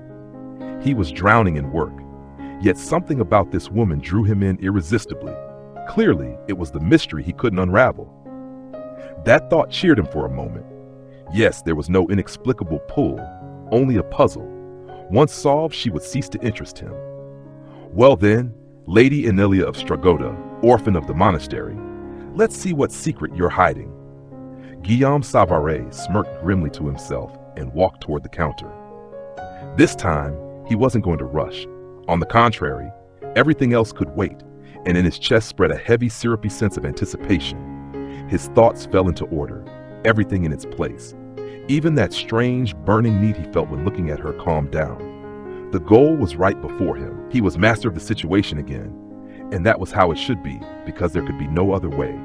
And then his hearing picked up a phrase. Open quote, look, juicy little thing. Oi boys, she's seeing Schultz. Close quote unquote. No way Schultz, that roving cutthroat's been posted out of town. Close quote. A muffled laugh. Then a hiss shh from another guard. Silence fell as they finally noticed him. Chairs scraped, voices babbled, men snapped to attention like soldiers on parade. Magister, stand down, he barked, striding past. Wrap it up here and return to your posts. He didn't even glance back. At that moment, Guillaume Savary couldn't have said what enraged him more. Being called a roving cutthroat, or learning that the woman who fascinated him was supposedly seeing some mercenary brute. Memories of her lace stockings and the look she'd given Schultz flashed before his eyes. Suddenly, his wide gray inquisitor's robe felt suffocating, and a crooked, cynical grin twisted across his face. He saw her watching him, saw how her eyes and expression changed as he approached. She put down the half-eaten sweet on her plate and froze like a cold statue. Another unpleasant stab. Guillaume had seen her smile sweetly at some soldier just moments ago. So that's how it is, Lady Enilia, he thought acidly. Silence stretched between them. Finally, she asked, will you be placing an order? I will. He leaned forward, eyes fixed on hers. The woman lowered her gaze and cleared her throat, covering it with her hand. Guillaume followed that graceful motion with his eyes. Long, delicate fingers, well-kept nails. These hands had never known hard labor, another inconsistency. A pause hung in the air. Then she suddenly looked up at him. He never understood why anger surged in him at that moment, perhaps because of the defiance in her eyes. It poured boiling oil over his pride and sarcasm spilled out of him. I see you, Lady Enilia, have quite the sweet tooth, he drawled. No doubt a habit you picked up in the monastery, though you needn't answer. Oh, but why not? She folded her hands. Indeed, I did. She smiled sweetly and ran her tongue along her lower lip, licking away a tiny sugar grain. Right before his eyes. The man felt cheated, swallowed hard, and turned aside. Clearly, you also picked up the habit of flirting with soldiers there as well, he muttered. Her eyes flashed, sharp as a furious cat's. But her reply was calm. Yes, I've always liked soldiers, handsome, strong ones. Doesn't apply to you, though. She looked him over, then added, will you be ordering? Because if not, as you see, there's a line behind you. At that moment, Guillaume could have strangled her. Rage boiled inside him, though he didn't show it. They can wait, he said evenly, leaning an elbow on the counter and glancing back at the room. If anyone had been planning to order, the thought evaporated. Silence fell as he turned back to her and tossed a gold coin. Meat with beans. Excellent choice, she muttered, jotting it down. She reached to drop the coin into the till, but the magister stopped her. Leave it. The order isn't finished. Deliberately slow, he reached for the half-eaten sweet she'd left on the plate, put it in his mouth, and chewed. She gasped soundlessly, staring at him. Something helplessly feminine flickered in her eyes. That's right, Guillaume thought, and aloud, Lady Enilia, you are summoned to give testimony. Please follow me. And he headed toward an empty table. That's it, Ina thought. I'm done for. The vile inquisitor had finally gotten to her. She was already cursing herself for drooling over this brute like an idiot, and now felt utterly wretched. Please follow me, she mimicked silently. He wishes. She wouldn't give him the satisfaction of seeing her frightened, but she trembled inside. Everything trembled, especially when he turned abruptly and barked, I'm waiting. Fine then. She stepped out from behind the counter and followed him. He stopped at a table and turned to her. Please, sit. Inna seethed with anger.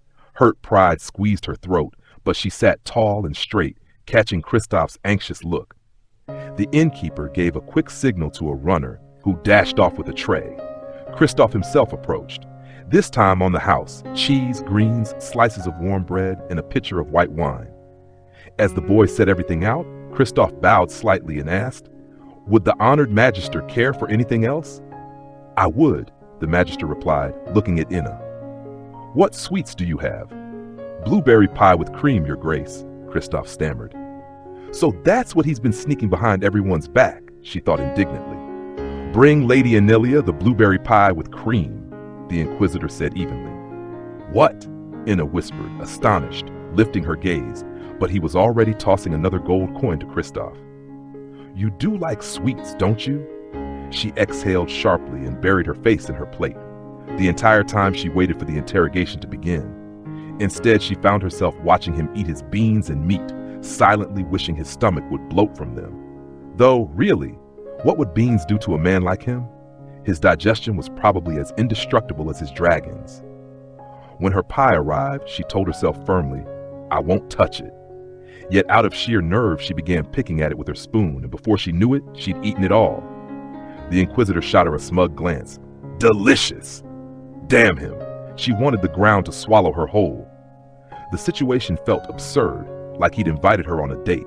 She laid down her spoon and forced herself to say, thank you. Good, he nodded. Now then, Lady Anelia, tell me this. Bracing one hand on the table and throwing the other over the back of the chair, it made observing easier this way. His favorite technique, disorient the person being interrogated, force them to mentally sift through all their sins, because the unknown is frightening. The longer the pause, the greater the fear would grow. Usually, he waited until the first spark of panic appeared, and only then asked a question. First a simple one, to throw them off, and then the real one. Right now, Guillaume didn't know what he wanted, probably just to get back at her for making him feel inadequate. But that was petty, and the man wasn't ready to admit it to himself. No, not like that. Yes, he wanted to look at her like this, wanted eye contact. He had to admit the woman had good composure. He almost thought he could hear her heartbeat again. Of course, it was self-deception. The room was far too noisy for that, but it created a strange intimacy, a strange connection between them. What was he feeling, tracking every tiny change in her expression? Why was he so intent on catching what hid behind those movements of her soul?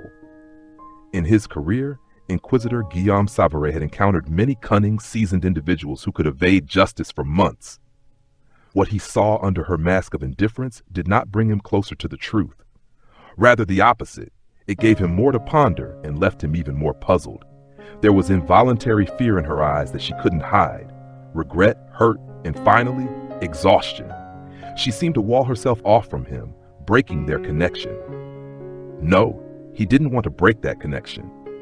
Your real name? He asked so quietly that the neighboring table wouldn't have heard. What? She gasped silently. Name. The woman gave him a direct look, stripped of any flirtation, and said, Inna, Anelia. Guillaume tilted his head thoughtfully. She didn't seem to be lying, and the name was likely real.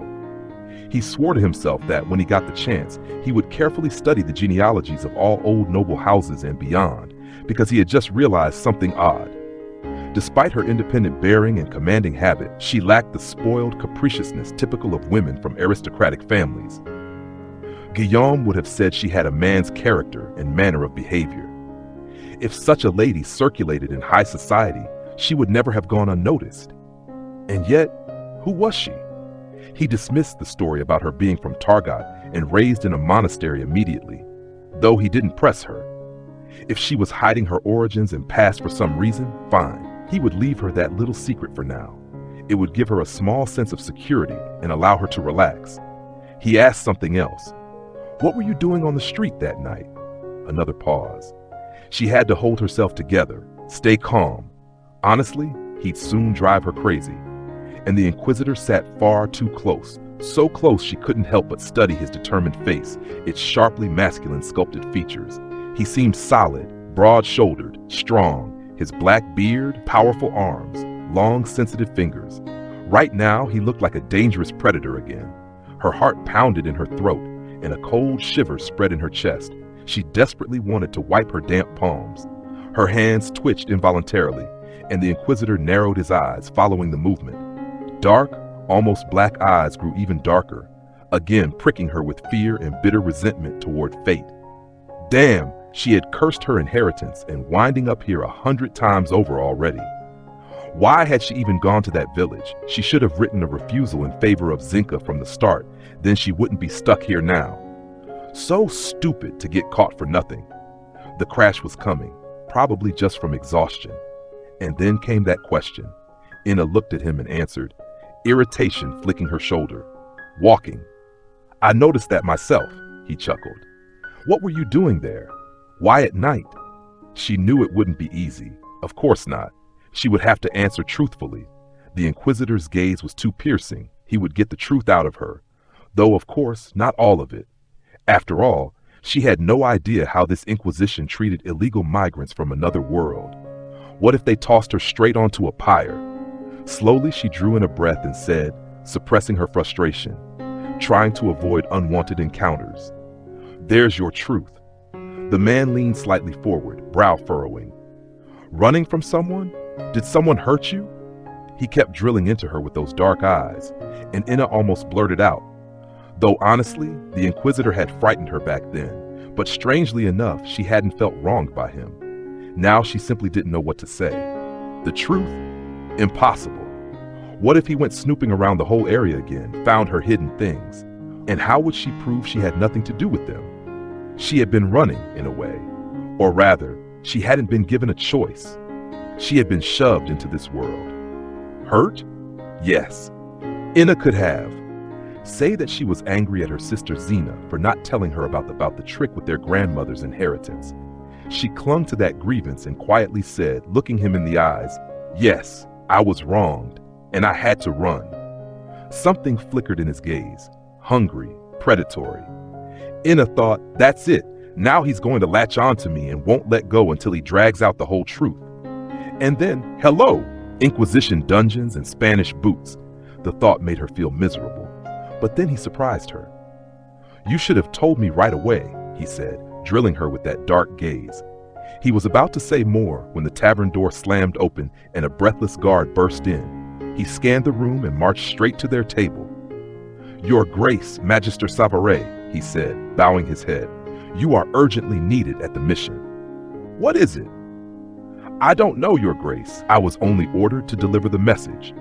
Savare clenched his fists, then abruptly stood, threw her a glance over his shoulder, and said as he left, we'll finish this tonight. Then he walked out with the guard. Inna was so stunned by everything that she instinctively leaned after him. She wanted to say she wouldn't be free in the evening. She had to go to the market, but didn't have time. She lowered her eyes to the table and frowned. What was that even about? Was this how the Inquisition was supposed to conduct interrogations? Humph. Then she glanced around the room, gave a pale smile to Kristoff, who was frozen warily behind the counter. The old innkeeper, visibly relaxed, started wiping his sweaty bald head. She waved to him to not worry, and suddenly froze. From a corner, Tybalt was staring at her without blinking. Chapter 15. The Magister was extremely displeased by the interruption. He hadn't felt such inexplicable enjoyment from an exquisite hunt in a long time. His interaction with this woman reminded him of a game, when the hunter knows the prey is there and deliberately takes his time. And what was even more intriguing was that he unexpectedly saw a worthy opponent in Donna Inelia, but he couldn't ignore an urgent summons. On his way to the mission, Savare mentally ran through every possible reason why he might be called away, and 100 times promised himself he'd wring Beskar's neck if it turned out to be false. The Reverend himself met him at the mission gates, which was already alarming. What's the matter, Beskar? The Magister snapped sharply. Your Grace, Beskar stammered, throwing up his hands. Look, Shami, and pointed toward the port. Something happened? Savare asked, feeling a very bad premonition. It happened, Your Grace, it happened. Look, your dragon! Guillaume inwardly growled, and immediately turned toward the port buildings. Even from afar, the damage was clear. Part of the warehouse hangars had been reduced to rubble. His black dragon stood amid the wreckage with a bewildered look. When it saw him, it let out a long roar and moved toward him. Beskar squealed, hiding behind Savare's back, and screeched, "It's gone, crazy, your grace! Look what it's done!" The dragon looked at the Reverend with big round eyes. The narrow pupil twitched like a breathing slit, then focused back on Savare and gave a low growl, as if to say, "It's not my fault." Something was muttered behind him by the Reverend. Guillaume said, without turning, "Beskar, wait for me at the mission." Then he roared aloud, "Clear the area! Everyone out!" He approached the dragon, pressed a palm against its scaly muzzle, and asked softly, "What happened to you?" Guillaume didn't believe the dragon had simply gone berserk. Dragons didn't suffer from illnesses of this sort, nor from mental disorders. Something else was going on. And indeed, a quick inspection of its mouth revealed sores on the tongue and mucous membranes. Someone had slipped it poison. "How did this happen?" he murmured, stroking the beast's head. Clearly, someone had managed to feed the dragon something nasty in his absence, but how had anyone even gotten close to it?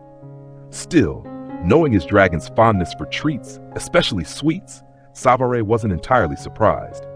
The black dragon exhaled noisily and looked away in guilt. The damage would have to be compensated, but that wasn't what irritated the Magister most.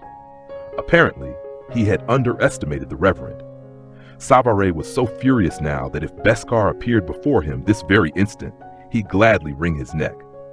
But without proof, the slippery old man could only be accused of negligence at best. Guillaume stepped away from the dragon and stared out at the sea, no longer obscured by the destroyed warehouses. Then he turned sharply and strode toward the mission.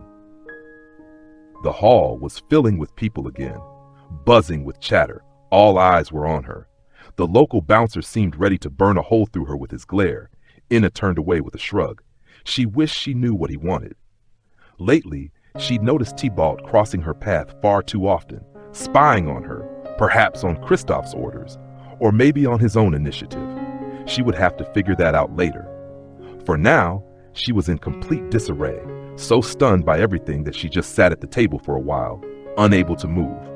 Eventually, she pulled herself together, stood, and headed toward the innkeeper waiting for her. Kristoff immediately asked, "What did Savare want from you?" It was clear the old man was nervous, and she herself couldn't quite make sense of it. By all appearances, the Inquisitor had invited her to give testimony over coffee. That somehow fit the pattern of oversight bodies in her own world. But here, she cleared her throat and said, "As far as I understand, the Magister wanted to treat me to cake."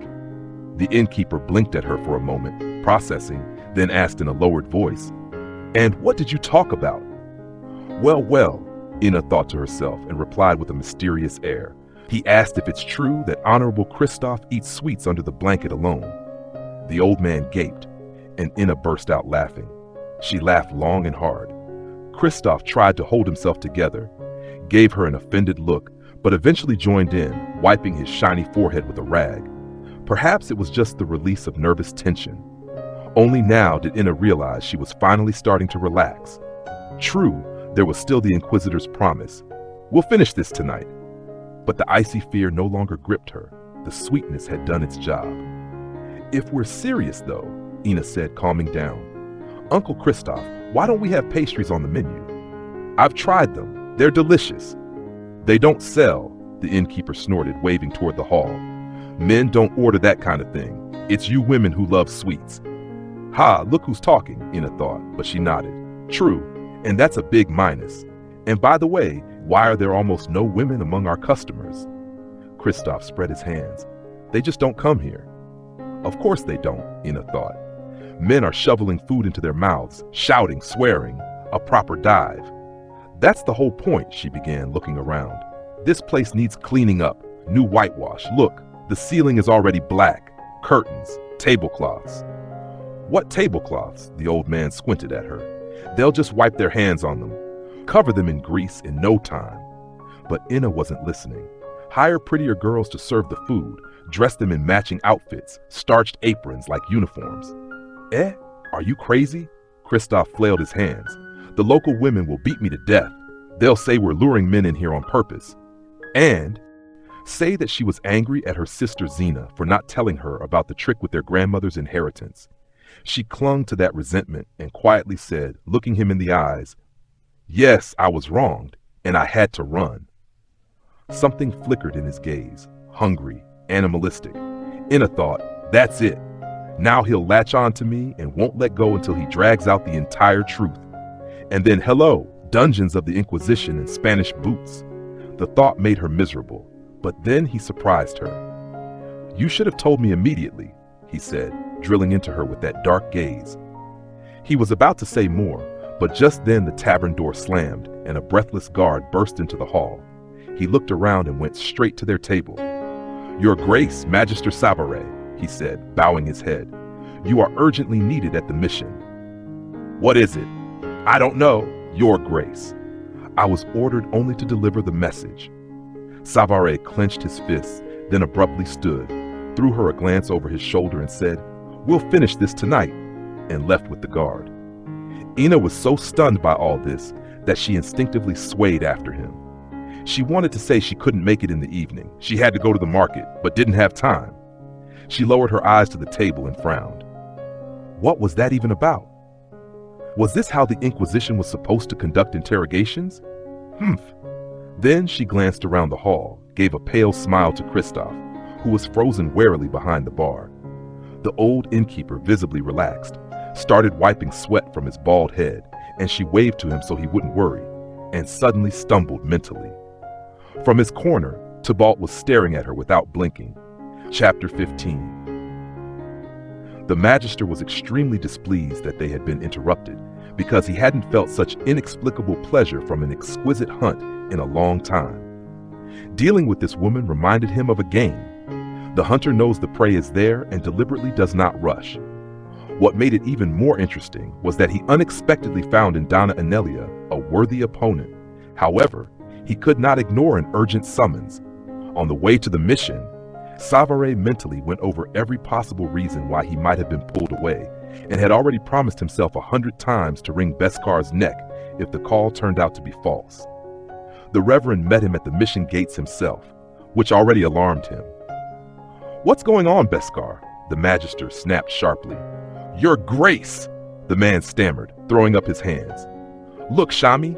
He pointed toward the port. "Something happened?" Savare asked, feeling a very bad premonition. "It happened, Your Grace! It happened! Look, your dragon!" Guillaume growled inwardly and immediately turned toward the port buildings. Even from afar, the damage was visible. Part of the warehouse hangars had been smashed to pieces. The black dragon stood amid the wreckage with a bewildered look. When it saw him, it let out a long roar and moved toward him. Beskar squealed, hid behind Guillaume Savare's back, and shrieked, "It's gone mad! Your Grace! Look what it's done!" The dragon looked at the Reverend with big round eyes. The narrow pupil twitched like a breathing slit, then focused again on Savare and let out a low growl, as if to say, "I'm not guilty." Something was muttered behind him by the Reverend. Guillaume said without turning, "Beskar, wait for me at the mission." Then he roared aloud, "Clear the area! Everyone out!" He approached the dragon, pressed his palm against its scaly muzzle, and asked softly, "What happened to you?" Guillaume didn't believe the dragon had simply gone mad. Dragons didn't suffer from illnesses of that sort, nor from mental disorders. This was something else, and indeed, a quick inspection of its mouth revealed sores on the tongue and mucous membranes. Someone had slipped it poison. "How could this happen?" he murmured, stroking the beast's muzzle. Clearly, someone had managed to feed the dragon something nasty in his absence. But how had anyone even gotten close to it?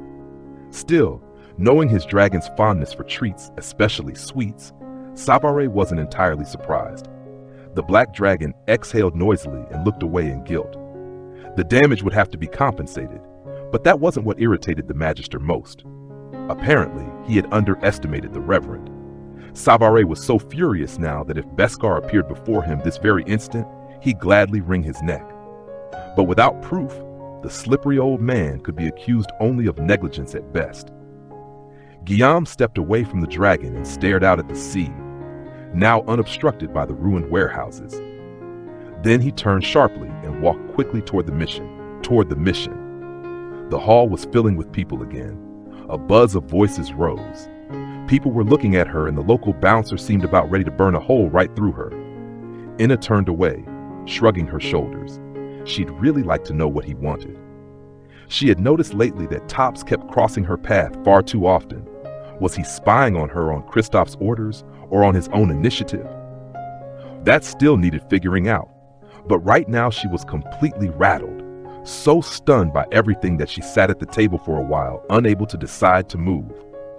Eventually, of course, she came to her senses and was about to stand when a busboy arrived with a tray to clear the table.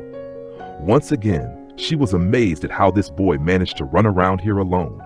And then an interesting thought crossed Ina's mind. All this time, the local bouncer had been sitting on pins and needles. That morning alone, he'd already gone through 2 unpleasant shocks. First, that strange incident on the stairs, which he still didn't understand. And then the arrival of the Inquisitor. And the former prison guard certainly had reason to fear for his own hide. The night before, he had wandered over to the mission, questioning some old acquaintances in the city guard about why the capital's executioner had shown up. When he found out the Magister had holed up in the vault and wasn't coming out, he couldn't resist stopping by the port on the way back, and not empty-handed either. He'd brought along something as a gift. Let the Inquisitor enjoy himself. Tybalt was hoping that the unfortunate incident with the dragon wouldn't be traced back to him. But when he saw Magister Savare heading into the tavern, he nearly fainted from fear. He thought the Inquisitor had come for him, but instead he went after the cunning girl. At first there was terror, plenty of it. Then came relief. If the witch got herself carted off, that would actually be good. He'd finally be rid of her, and life could return to normal. But no, the cheeky brat wriggled out of it. Something strange again, and strange things needed to be investigated. He decided to approach the bar and caught the very end of the conversation. There was no point sitting around any longer. Time to get back into rhythm and continue working. Ina forced herself up from the table and headed toward the innkeeper, who was waiting for her. Kristoff immediately asked, "What did Savare want from you?" The old man was clearly worried, though she herself couldn't quite understand it either. It seemed the Inquisitor had invited her to a cafe to give her testimony, something that, in her own world, fit the usual pattern of dealings with oversight authorities. But here, she cleared her throat and said, "As far as I understand, the Magister wanted to treat me to a pastry." Kristoff blinked for a moment, processing this, then asked quietly, "And what did you talk about?" Well, Ina thought to herself, and answered mysteriously, "He asked me if it was true that the Honorable Kristoff eats sweets alone under his blanket." The old man froze, and Ina burst out laughing long and hard. At first, Kristoff held out, glaring at her with an offended look, but eventually he too started laughing, wiping the sweat-shiny onions off the counter with a rag. It was probably just nervous tension finding its release. Only now did Ina feel herself finally relaxing. True, there was still the Inquisitor's promise, "We'll finish tonight," hanging over her, but the icy terror that had gripped her earlier was gone. Sweetness had done its work. "And seriously," Ina said after finishing her laugh, "Uncle Kristoff, why don't we have pastries on the menu? I tried them, they're delicious." "They don't order stuff like that," the old man snorted, waving his rag toward the hall. "Look around. It's you women folk who like sweets." Look who's talking, she thought. Still, Ina nodded, true enough, and that was a big minus. "And by the way," she added, "why are there almost no women among our customers?" Kristoff spread his hands. "They don't come in here." Of course they don't, Ina thought. Just men scarfing food down like on a conveyor belt, shouting, swearing. A real den. "That's the problem," she began, glancing around the place. "We need to clean up, repaint the walls. Look, the ceiling's already black. Hang curtains. Tablecloths. What tablecloths?" The old man squinted at her. "They'll just wipe their hands on them. Grease everywhere." But Ina ignored him. "Hire prettier girls to serve the food. Dress them in matching dresses with starched aprons, like uniforms." What are you talking about?" Kristoff flailed his arms. "The local women will beat me up, say we're luring men on purpose." And we'll serve sweets, pastries, candies, delicate drinks, special tables, ice cream, especially for women. Respectable townsfolk with families will start coming to us." "What?" The innkeeper froze with his mouth open, then came to his senses, huffing and wiping his red face with the rag. "Well, you," he wagged a finger at her, then leaned closer, and the words just poured out of him. "Not here. Not in this dump. Who's going to come here? We'd need to open a branch downtown closer to the market. More people passing through there, but we'd have to get land from the burgomaster, coordinate with the mission." Realizing he'd spilled all his secret thoughts, Kristoff caught himself, scanned the room with a sharp eye, and said in a different tone, "All right then, niece. Your idea's good, but later." Inna decided not to push. Obviously, the idea needed to settle and take root so he'd think it was his own. The important part was planting the seed. She shrugged. "Fine, uncle. Later it is." She tied on her apron and was about to take her place behind the bar when Tybalt appeared beside her from nowhere. His face was twisted, glaring at her with such suspicion it was as if she'd stolen his favorite socks. "What's this all about now?" Inna almost replied, but Kristoff intervened, giving her a meaningful look and saying, "You'll go to the market early today. I'll manage here somehow. And keep an eye out for a good spot, you understand." He reached into the till, pulled out 2 gold coins and shoved them into her hand. "Here, pin money for you. Go." Tybalt nearly had a stroke. 2 gold coins, as if ripped from his heart. He barely held himself back. Why?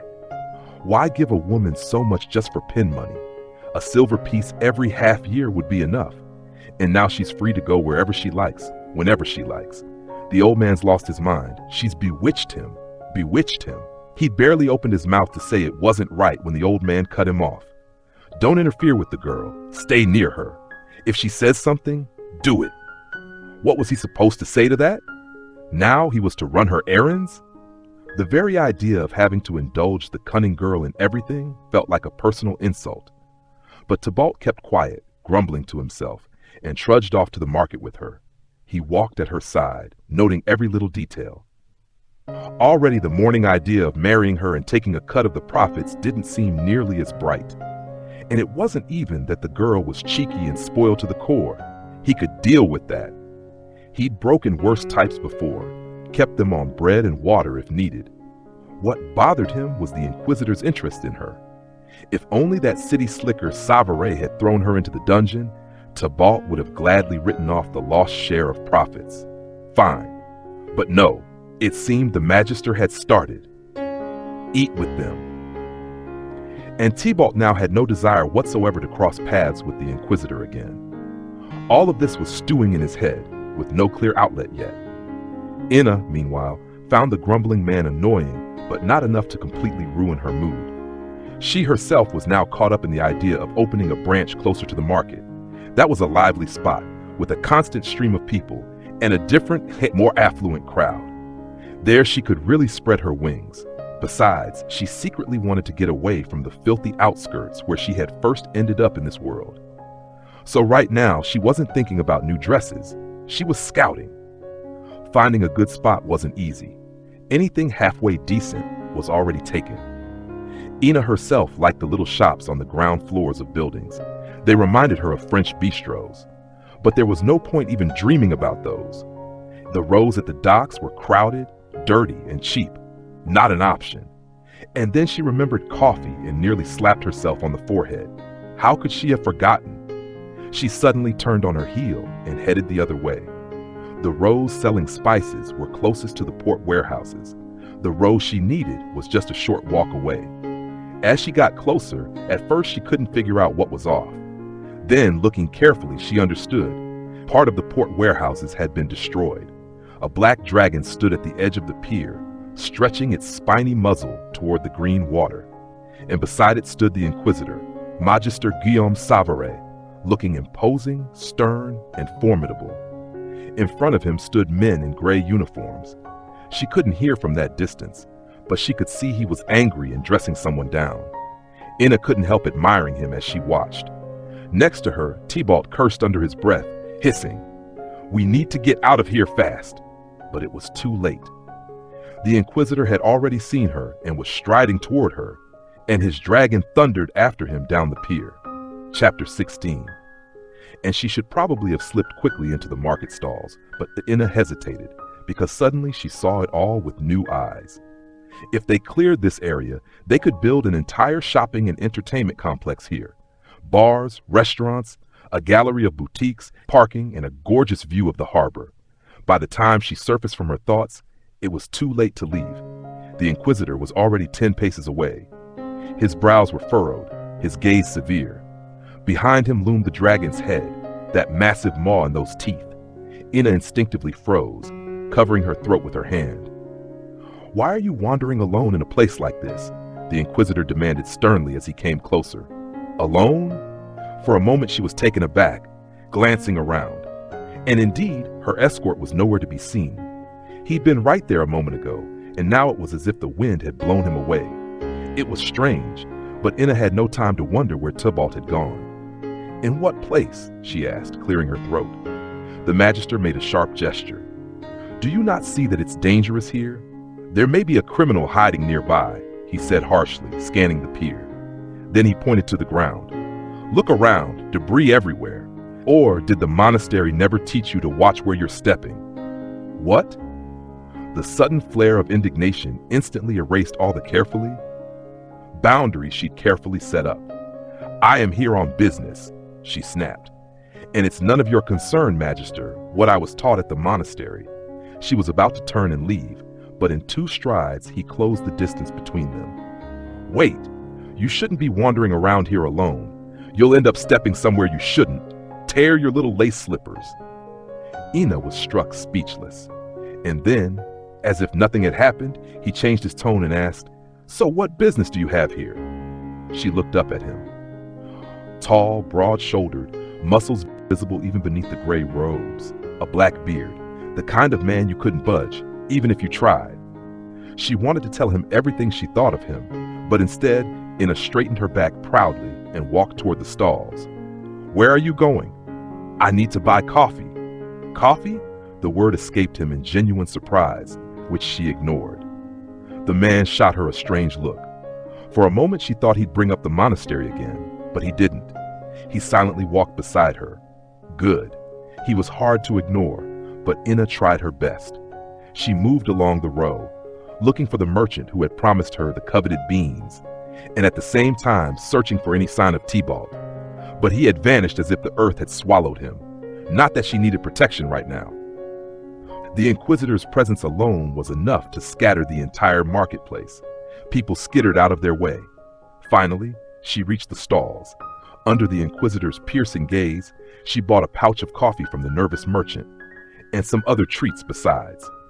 While the merchant packed the small bags into a larger one, she arranged for him to bring more coffee next week. All the while, Guillaume Savary stood silently beside her, arms folded, his gaze boring into her. Around them hung a ringing silence. No one even dared to whisper.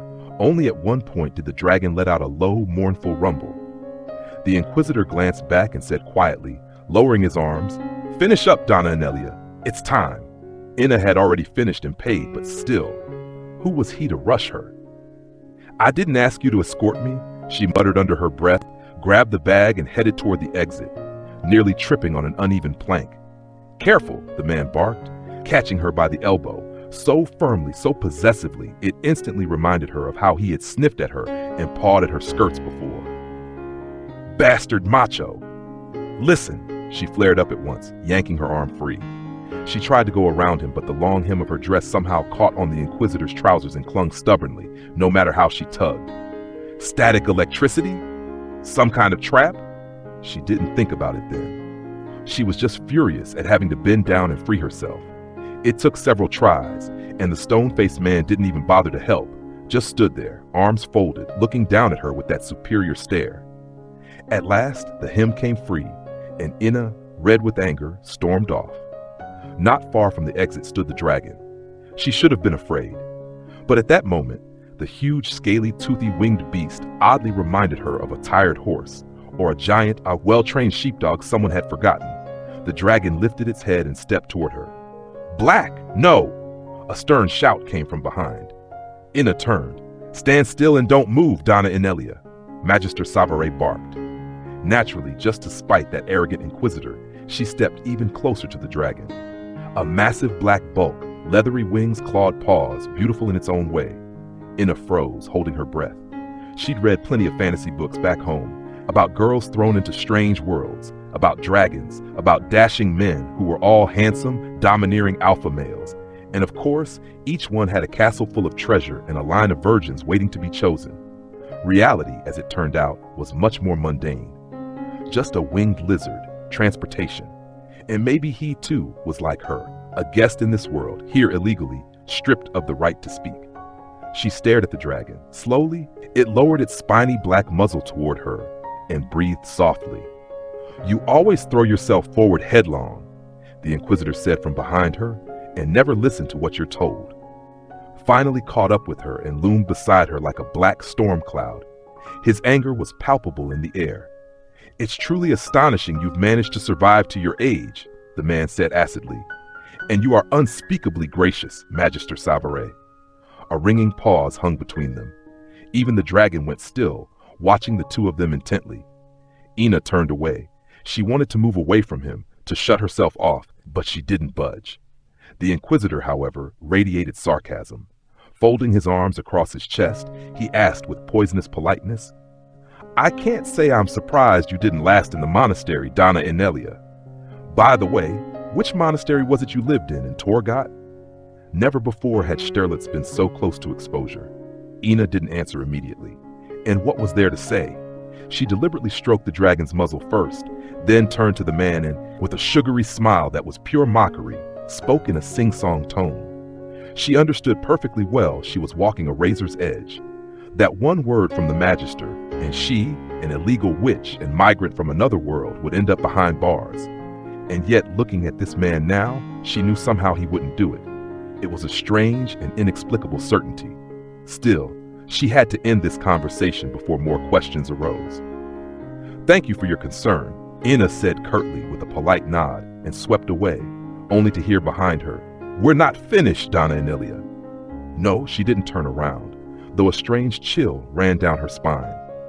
She walked straight toward the market exit at first, then remembered she'd been given 2 gold pieces on a pin, turned around, and headed for the local boutiques. They say shopping is therapy, and it turned out to be true. She bought herself a red dress, outrageously extravagant by local standards, with a voluminous skirt and a daring neckline. She needed something to compensate for her frayed nerves. She also picked up some lingerie and a few other little things. Her mood improved, and yet, Inna couldn't shake a strange feeling. The moment she thought of the Inquisitor, she was lost in speculation, trying to figure out what he really wanted from her. Under different circumstances, she might have puzzled it out, but she turned into the passage leading out of the market and ran straight into T-Ball. Chapter 17. The sudden encounter made Inna flinch, but the wiry bouncer grabbed her by the arm and held her fast. For a moment, she was actually frightened. There was so much anger in his twisted face. But beyond the anger, she saw his own fear and instantly calmed. The rush of emotion passed. She tried to pull her hand free, though without any sharp movements this time.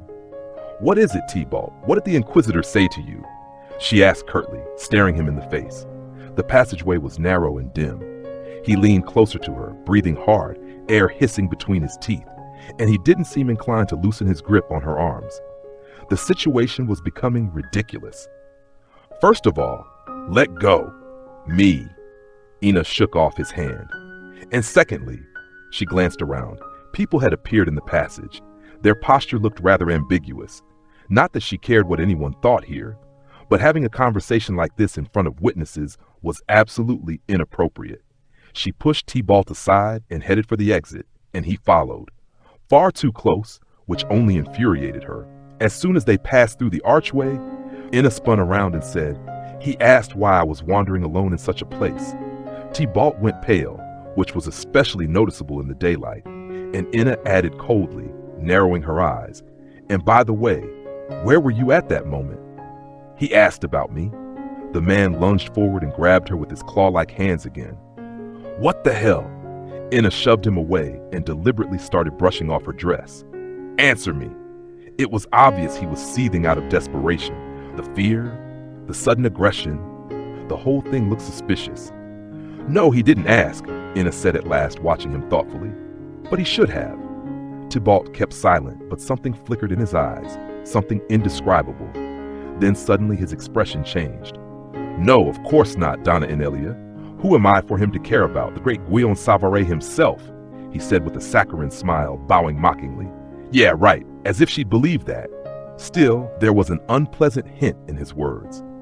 At that moment, though, Inna's mind was on something else, so she chose to ignore it. Besides, standing by the piles of trash that littered the archway was pointless. She started walking toward the outskirts and casually asked, "So, where did you suddenly disappear to?" He didn't bother answering, muttering something unintelligible under his breath as he turned away. Just wait, Inna thought, but aloud she spoke as if musing to herself. Someone could have attacked me while you weren't around, you know. Could have robbed me, even killed me. I wonder what Krestov will say when he hears about this. After all, he did assign you to protect me, but instead you were off somewhere. He didn't let her finish. Swiftly, he caught her hand and turned her to face him. Ran into some old buddies, chatted a bit. Why should Krestov need to know that? You won't tell him, will you, Donna Enelia? He said with that same broad, sugary smile, though behind it lurked a strange mix of fear, pleading, and threat. Inna glanced pointedly at his hand. The bouncer reluctantly unclenched his claw-like grip and stepped back. Only then, looking him straight in the eye, she said, "I'll think about it. We'll see how you behave." The rest of the walk they made in silence. Tybalt was the very picture of attentiveness, only occasionally sneaking glances at her. And Inna came to the conclusion that she needed to keep her guard up with this slippery character. But her thoughts were far more occupied with Guion Savaret and with the project for the new trade and entertainment complex. She had already found the perfect spot for it. The woman left, and the Magister still couldn't decide whether he was an idiot or she was a rare kind of fury. A real witch, his subconscious whispered. Almost a shame it wasn't true. If only it were. The man rolled his shoulders, and the dragon followed her with a dreamy gaze, exhaling loudly. Strange reaction. But what could you say about the black beast? The moment it saw her, it forgot everything else, drawn to her like a magnet. Savaret kept telling himself he was only concerned for her safety. Yet she had surprised him again. Coffee? Seriously? That drink was only just beginning to gain popularity at court, and yet she spoke of it knowingly, as if it were second nature to her. And what happened afterward? Her dress. He'd barely restrained himself from touching her. The mystery was only deepening. Edges. And he wanted to grab her by the shoulders and ask, "Who are you really, Donna Enelia?" By now, it wasn't the narrow professional curiosity that usually made an inquisitor suspicious of everyone and everything. No, this interest was far deeper. He had been terrified when that willful, uncontrollable woman had walked straight toward the dragon. Normally, the black one was calm and never harmed anyone, but she could have gotten scared, stumbled.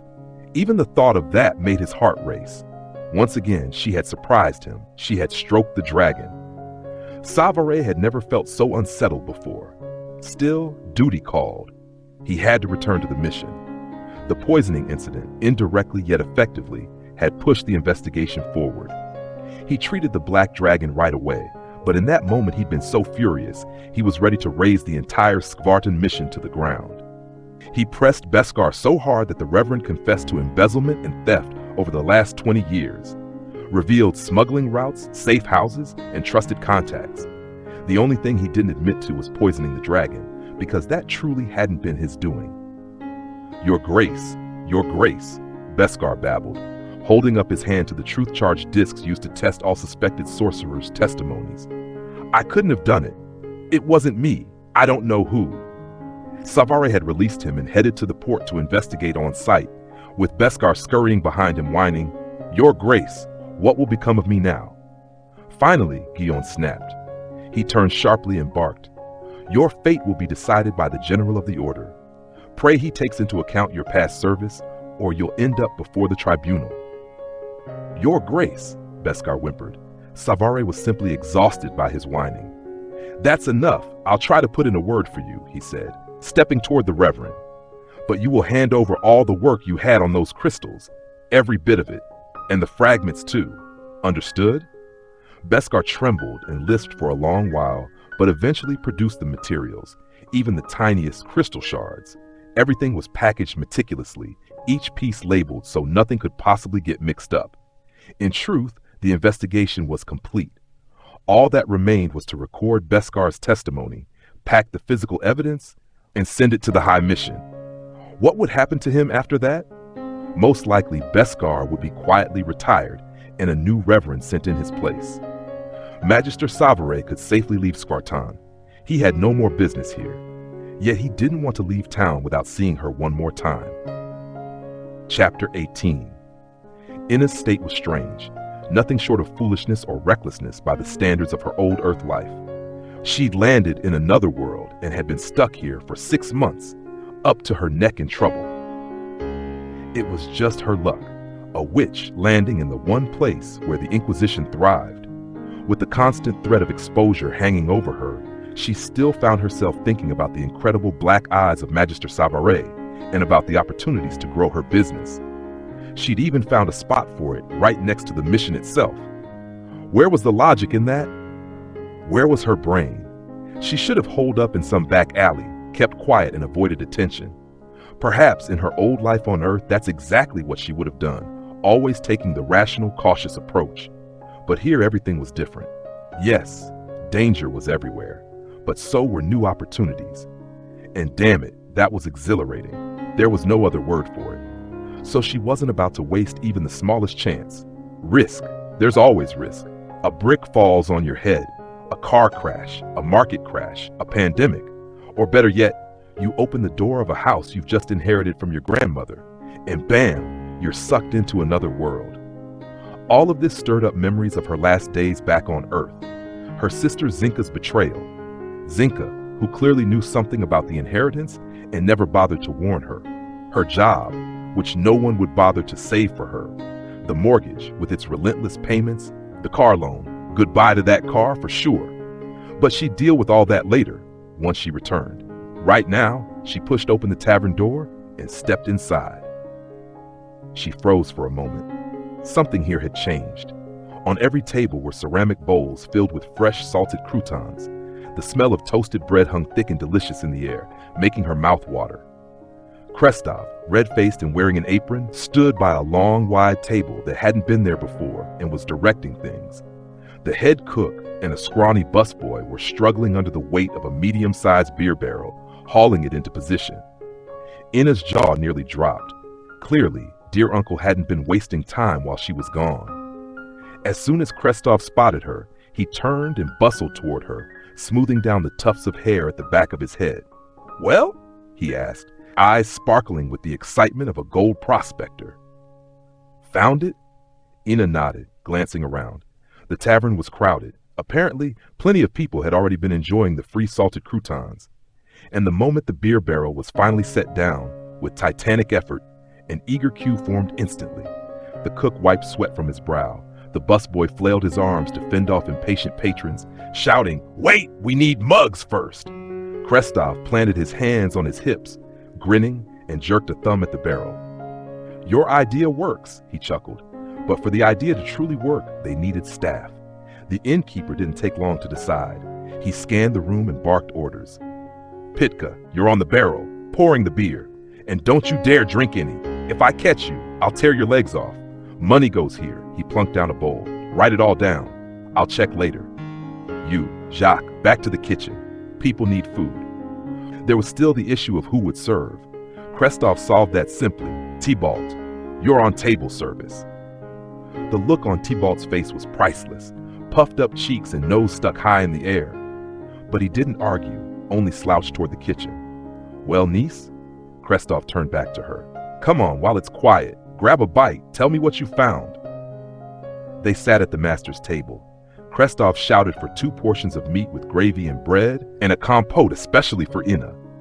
Tybalt brought the order, setting the dishes on the table. He shot Ina a sharp, unpleasant glance, but said nothing before slinking away. "Well, out with it," Krestov mumbled through a mouthful of food. So she told him her ideas, and the innkeeper froze mid-bite, spoon suspended in the air, because it really was brilliant. Of course, Inna understood Krestov wouldn't be able to fully rebuild the cleared port territory. That was far beyond his means, but clearing the space to create an open area with a beautiful sea view was absolutely doable. Landscaping, little squares, benches, flowers, a promenade terrace, and most importantly, a light temporary pavilion, elegant, white, with tables draped in pristine linens and music playing. Maybe not right away, but once they'd saved some money, yes, she could see it. First, though, they'd have to deal with all the formalities, and if bureaucracy here was even half as bad as in her old world, she knew how much running around and how many bribes it would take, but it would be worth it. The only thing that bothered her was the mission's proximity. Krestov finally set down the spoon he'd been holding idly, pushed away his empty plate, squinted, and raised his brows meaningfully. "You want to hide something well? Hide it in plain sight," he said, placing the bowl of croutons in the center of the table. Inna understood the meaning, and with that came new questions, particularly about monasteries, because her intuition told her Magister Savary wouldn't drop the subject so easily. He would return to it. The innkeeper grimaced. "Why'd you have to blurt that out?" he muttered through clenched teeth. What could she say? She hadn't meant to. It reminded her of that old cult classic movie she'd once watched, the one with Clint Eastwood, where a woman in similar circumstances pretended to be a nun, and it worked perfectly. "So," he said, eyeing her carefully. He grunted. "There's only one monastery in Torgat, and it's male." Hearing that, Inna's spirit sank. But Krestov, stroking his chin with his fingers, continued. "But there are also women's settlements attached to abbeys. True, they don't have official status." At that moment, they were interrupted. The patrons had finally grown tired of waiting. The line at the counter grew restless. Some particularly impatient fellows began banging on the countertop and shouting, "Hey, Krestov, you feeding us or what?" "Coming, coming!" He laughed, slapping the table with his palms. "What's the rush, you devils? Can't you see Donna Anilia's finishing up?" He jerked his head toward her, motioning for her to get behind the counter, and added briefly, "We'll finish later." Pity they hadn't wrapped up the conversation, but she was already tying on a white apron and settling at the cash box, because another minute, and the hungry crowd of men would have stormed the kitchen. Not that it would have mattered, except the beer suddenly ran out. Krestov went to handle the situation. The runner, Pitka, returned to his duties, and Tybalt stood nearby again, leaning against the wall, arms crossed, watching her with that odd dissecting look. She tried to ignore him, but still caught him in her peripheral vision. Eventually, she gave up on him entirely and tuned out the strange bouncer with his unfathomable interest. She had other things and other people to think about. Besides, she was busy now. The flow of patrons was steady. Naturally, the beer was gone, the croutons too. The half-drunk crowd shifted to proper food and wine. Now she answered mechanically, taking money, writing down orders without lifting her head, until she saw a pair of familiar, strong hands place a gold coin on the counter. Chapter 19, Unexpected. Sure, she'd known the Inquisitor would show up again. She just hadn't expected him now. She'd been hoping for tomorrow. A little reprieve. Enough time to calm down. God, she felt like a schoolgirl. But Inna couldn't help it. She needed time. Damn it, time to steady herself. She ran a hand along the back of her neck under her hair, then finally dared to look up. Guillaume Savary stood right across from her, somber and a little drawn, tired looking. His black beard seemed even darker. No, just the lighting, and the strange fiery glints in his black eyes. The silence stretched. Inna forced herself to speak. "Good evening, Magister Savary. Will you be placing an order?" He exhaled noisily, hesitated as if gathering his thoughts, then said, "I will, Donna Anilia," and fell silent again, just looking at her. Under that intense gaze, goosebumps rose on her skin. A treacherous blush crept across her cheeks. It felt as if they were alone in that crowded hall. This wasn't right. She couldn't afford to lose composure. "Meat with beans?" she asked, touching the coin with her fingertips. "No, Donna Anilia, no." She withdrew her hand and frowned. "A mug of beer and something for you. Join me, Donna Anilia." Damn. She glanced around, tried to smile, and barely managed it. "I have to work." His smile turned crooked. "We haven't finished our conversation, remember?" A reminder. Inquisitors are not to be refused. Irritation flared in her. Her reply came sharper than she intended. How could I forget? Something cynical flickered in his smile, something indefinable in his gaze. A strange dissonance. Just a moment, she said. I'll see if we still have beer. She untied her apron and was about to go to Krestov. The old innkeeper, standing at a distance, had been tensely eavesdropping for some time. At the word beer, his hand flashed a warning gesture, which she understood perfectly. No beer. All gone. She had to salvage the situation. So she turned back to Savare. In case we've run out of beer, would you care for white wine, Magister? He acted strangely, leaning closer and saying quietly, In that case, just keep me company. You won't refuse to take a walk with me, will you? Donna Anelia? Cold water seemed to wash over her. She pushed the gold coin back toward him, but he firmly returned it. Refusing wasn't an option. Accepting wasn't either. Inna froze, staring at him, not knowing what to say. He gave a faint twitch of his mouth and slowly waved his hand dismissively. I promise, he said softly, nothing threatens you in your capacity as a monastery-educated young lady.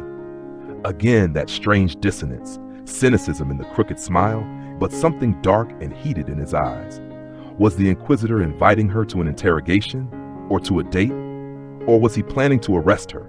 Damn you, Guillaume Savare, she thought. Out loud, she said, Thank you, Magister. She shot her Uncle Christophe a panicked glance, stepped out from behind the counter, and froze, facing Savare. He stepped back and gestured toward the door. After you. Where was he taking her? She had no idea, and yet she followed him out of the tavern. Savare had been waiting all day for this moment, thinking about the woman constantly as he rushed to wrap up his affairs and finalize his report. A strange feeling pricked at his heart like a splinter. Walking to the tavern, he told himself he needed to clarify the remaining questions. Just a few more points, and the Skvartan investigation could be declared fully closed. The strange flare of power that had suddenly appeared and vanished without a trace still needed to be understood. But that would be desk work now, requiring time and painstaking study of every crystal record. He'd even have to examine, to check the fragments, compare everything with the originals stored in the archives of the High Mission. Perhaps there was an anomaly in the magical field here, and similar surges had already occurred in the history of this place. He had been telling himself all this. But the moment he saw that woman, it all somehow faded into the background, receding into shadow, and he realized he simply wanted to talk to her, hear her voice, feel her presence. Did he want beer? Maybe, but not enough to matter. In fact, he was relieved when he learned there was none. Sitting with her in a crowded tavern wasn't what he wanted at all. The thought struck him the moment she untied the white apron and casually placed it on the counter. She looked wary, this Donna Anelia. City ladies, when Guillaume invited them for a conversation, usually melted at once. But with her, every minute felt like a duel. That stirred both his hunter's instinct and his male interest. And yes, damn it all, Guillaume simply wanted to walk with her in silence. He led her toward the sea. At first they walked in silence. The tension prickled on their skin and rang in their blood. The shabby outskirts weren't the best place for a stroll. The smells were foul, but evening was falling, crickets were singing, the light hadn't gone yet. Every stone was still visible underfoot. They passed a house, prosperous by local standards, with climbing roses curling over the fence. Guillaume plucked one and handed it to her. This is for you, Donna Anelia. She almost gasped. Thank you, she murmured, taking the flower and walking beside him silently. The tension was so thick it could be cut with a knife. It wasn't normal to feel this way. It wasn't right. He was used to being in control. He needed to fix this. I wanted to. Guillaume began. I wanted to, she blurted at the same time. They both fell silent, as if a wing had swept away every previous thought. He swallowed and said quietly, You first. I'm listening. And then she surprised him again by asking, Do you happen to know who ordered the demolition of the old port buildings? What? Guillaume glanced at her sideways, raised an eyebrow, and smirked. As it happens, I do, Donna Anelia. It was my dragon. Your dragon? Your dragon can talk? She asked in astonishment, fiddling with the rose stem between her fingers. A strange feeling surged in him, a sudden lift, as if his fatigue vanished. No, he shook his head laughing. Didn't the nuns in your monastery teach you, Donna Enilia, that dragons don't talk? That's simply impossible. Oh, if only she could tell him. Impossible? You've clearly never read fantasy novels, Magister. But Ina said nothing. And to keep him from steering back into the dangerous subject of monasteries, she decided to distract him. Then how, she asked, shooting him a sidelong glance, could he have given such an order? It wasn't a frivolous question, a bit late, but Ina realized someone might have claimed the land beneath those old port warehouses before they did, and she needed to know before approaching the city administration. If that was the case, it would be a pity because she really liked the spot. I didn't give the order, Savare said. Someone slipped him something foul to eat. His entire mouth was ruined afterward. The Magister grimaced, glancing away and clasping his hands behind his back. It was astonishing the black dragon hadn't destroyed half the marketplace in his rage. Ina understood two things at once. The land was, for now, unclaimed, and her poor dragon friend had been poisoned. She immediately recalled the black giant's sorrowful eyes, and her heart burned with indignation. And who did it? She asked, glancing back over her shoulder and pressing her fingers to her lips. How is the dragon now? The man reacted oddly. He suddenly stepped very close to her, staring with strange hunger into her face. And she froze, abruptly realizing that darkness had fallen, and they were utterly alone on this empty street. Everything shifted in that moment. He stepped closer still, forcing her to retreat, and said quietly, Donna Enilia, I wanted to tell you. And then came something she hadn't expected at all. Chapter 20, slowly, so slowly, as if time itself had stopped, he leaned toward her and paused, eyes locked on hers. Ina forgot to breathe. He was so close that in another heartbeat, his lips would cover hers. Her head spun, weariness melted into a dizzying warmth. Every thought fled but one. Please, let him do something, anything, because I can't stand this a second longer. He swayed closer, barely a few millimeters between them, and then, as if hearing something she could not, he suddenly turned toward the mission, reluctantly pulling back. He tucked a loose strand of her hair behind her ear and said, Donna Enilia, I must leave you at once. He paused for a moment, glanced again toward the mission. I have to fly. It's urgent. At first, Ina just stared, stunned. Then she turned away, rubbing the side of her neck with trembling fingers. Damn it. She had never felt so disappointed or so foolish. And of course, as if reading her thoughts, he asked in an irritatingly businesslike tone, Can you make it back to the tavern on your own? That was insulting. She forced a biting smile. Of course. She was already turning to leave, but not so fast. He caught her hand, yanked her toward him, and kissed her, quick, hungry, then released her at once. If she had felt foolish before, she felt even more so now, standing there while this infuriating man regarded her with smug satisfaction. Thank heavens the darkness hid her furious blush. What do you think you're doing? Ina recoiled, hissing like an angry cat. But her hands were trembling, her knees weak. And no, the unflappable, arrogant brute didn't apologize. He just gave her that strange look and said, Farewell. Then with the same brisk stride, he walked away. What was that? Ina cursed herself with every insult she knew. Idiot, fool, utter fool. She'd gone soft as syrup. Just imagining him laughing at her twisted her insides into knots. Worst of all, she stood there watching him go, and the Inquisitor, damn him, knew it. A few steps away, he turned and called back. I'm not saying goodbye, Donna Enilia. And remember, we haven't finished. Oh, now Ina really wanted to kill him. A string of colorful curses from her own world nearly escaped her lips, but instead, she turned her back on him with all the dignity she could muster and marched toward the tavern. Behind her came his laughter, low, rich, wrapping around her like smoke. But she didn't look back, not once. Unfinished business. Just go to hell, Magister Savare, Ina wanted to say, and not just go. However, after walking to the corner and turning into an alley, she calmed down a little. In the end, it wasn't so bad. And honestly, the Inquisitor kisses, not half bad. She even giggled to herself. And then, as if touched by something cold, she froze. She lifted her gaze. 10 meters away, leaning against a wall with his arms crossed, stood Tybalt. She almost turned back. He was the last thing she needed right now. Was he tailing her, or what? Ina marched forward decisively, and as she came level with him, she asked, Did Kristoff send you? No one had sent him. Tybalt had decided to follow her himself because for him it was a matter of life and death to know what Savaret would ask that crazy girl about. She was cunning, knew far too much, and might blurt out something about him. And it wouldn't be hard for the Inquisitor to put two and two together. Besides, the former warden was more than a little curious about why Savaret was so interested in Donna Enelia, why he came to the tavern twice a day. If he wanted to arrest her, he'd have done it long ago. But no, he kept talking to her, and every time he paid in gold. And today, he'd even given her a gold coin? What the hell for? It infuriated Tybalt. Infuriated him a lot. Where did this Inquisitor get the money to throw around like that? Was the Treasury paying him extra for every day of his investigation? No wonder he was dragging things out, wandering back and forth. Although Tybalt had heard that Savaret was rich, heir to some noble family, and that made him hate the Inquisitor even more.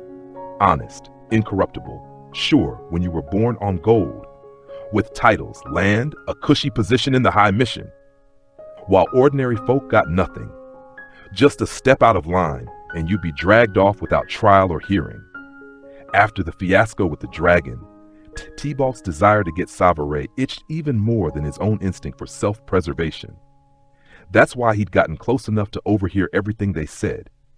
He'd nearly soiled himself when the girl mentioned the Inquisitor's dragon, thought for sure she was about to rat him out. But then something happened. Apparently, Savaret was urgently summoned by the High Mission. Tybalt had heard they could do that, call someone at a moment's notice, or something else had come up because the Inquisitor had simply left. But before leaving, Tybalt had seen everything, and he'd drawn his conclusions. Now a wonderful idea popped into his head. Darkness. The girl was alone. No one would stop him. She was right there.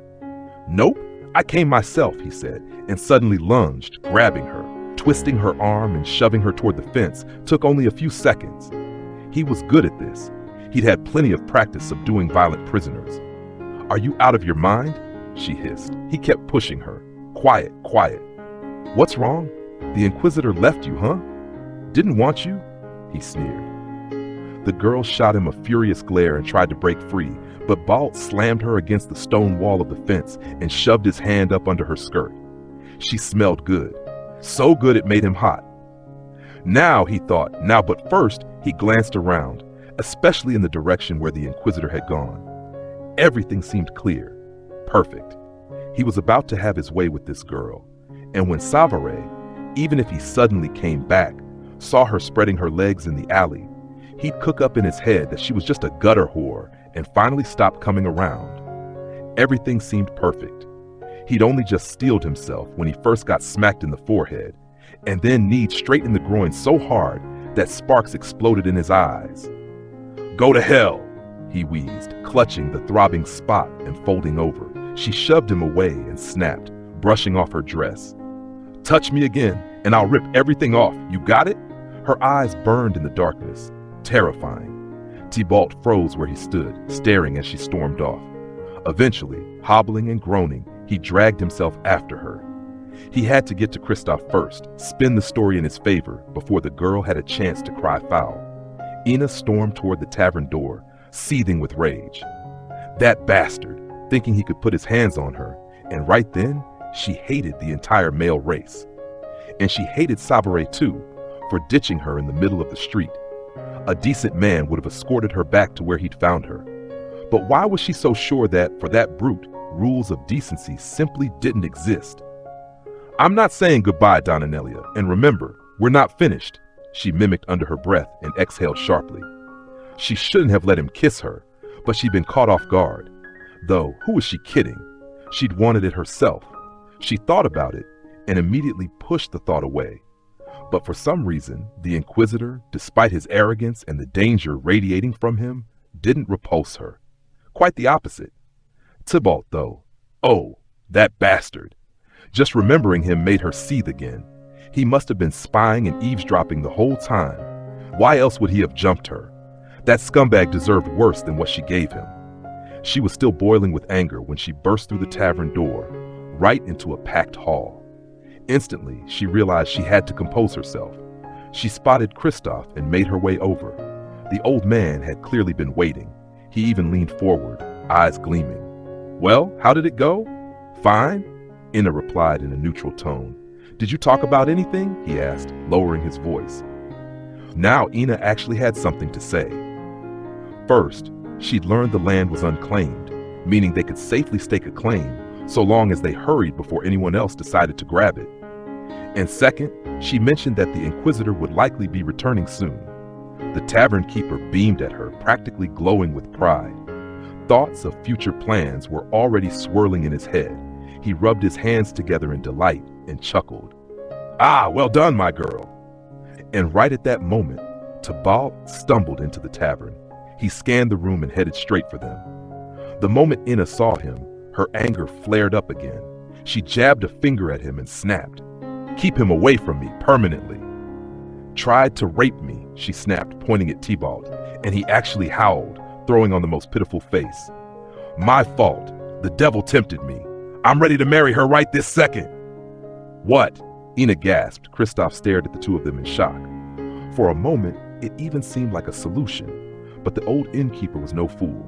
He could count, and he could think. The Inquisitor hadn't been visiting them for nothing. Clearly, the girl had caught the magistrate's eye. And if that was the case, better to let him keep coming. Who knows when valuable information or a favor might be needed, especially when it came to getting papers approved at the mission. By all accounts, Savaret was worth far more to them than Tybalt, so Kristoff cut him off flatly. No, my niece was raised in a convent, you understand, so forgive me, friend, but I won't give Donna Enilia to you. Magister Savaret knew nothing of this. At that very moment, he was flying his dragon toward the high mission, smiling into his beard as he savored certain particularly pleasant memories. This time, he and Donna Enilia hadn't finished their talk. They'd been interrupted, but he fully intended to return soon and continue where they left off. Chapter 21. How Tybalt sulked at Kristoff and couldn't even look at the girl. That night, Tybalt got drunk and sat in a corner for hours, head cradled in his hands. What a perfect plan. Ruined. Everything had been falling into place so neatly until those two went and made some secret arrangement behind his back. But no matter. Let them gloat now. His day would come. And no, Tybalt wasn't stupid enough to confront Kristoff directly. Why would he? He had food here, he was getting paid, and finding a new post for a disgraced former wall warden wasn't exactly easy. So he decided to keep quiet and watch. Patiently. Magister Savaret's affairs weren't going as he'd hoped either. Returning quickly proved impossible. In the province of Lurt, there had been a spontaneous surge of magical power. The result, an open rift, and 3 entire villages of walking dead roaming the countryside, with no telling how many had already scattered. It was serious, a red-level crisis. The fallout had to be contained by 3 nearby missions working together. The general of the order thanked him for his swift work in Skvarton, and immediately reassigned him to handle the Lurt incident. Savaret had no choice but to turn over all materials provided by Beskar to the High Mission's archive for safekeeping and prepare to depart. As for Beskar's fate, the magistrate hardly cared. Embezzlement and smuggling cover-ups weren't exactly rare sins. Savaret thought it would be enough not to publicize the matter. Let the old man retire early to his estate and raise chickens. That's what he recommended to the general in a private conversation before departure. At the same time, Guillaume honestly admitted that he didn't consider the investigation fully closed and planned to return to Skvarton someday. Later, the general said. First, decode the crystal records you retrieved. Compare them with the originals in the archives. They were walking through a gallery as they spoke. Through the open arched windows, the courtyard below was visible, and there sat his dragon, wings folded. Guillaume's gaze lingered on the creature, and he involuntarily remembered the way the woman had stroked the black beast's muzzle. That conversation, her genuine surprise when she thought the dragon might speak, the unfeigned worry in her eyes when she asked how it felt, lingered in his mind. A faint smile touched his lips. Then he noticed he'd fallen behind.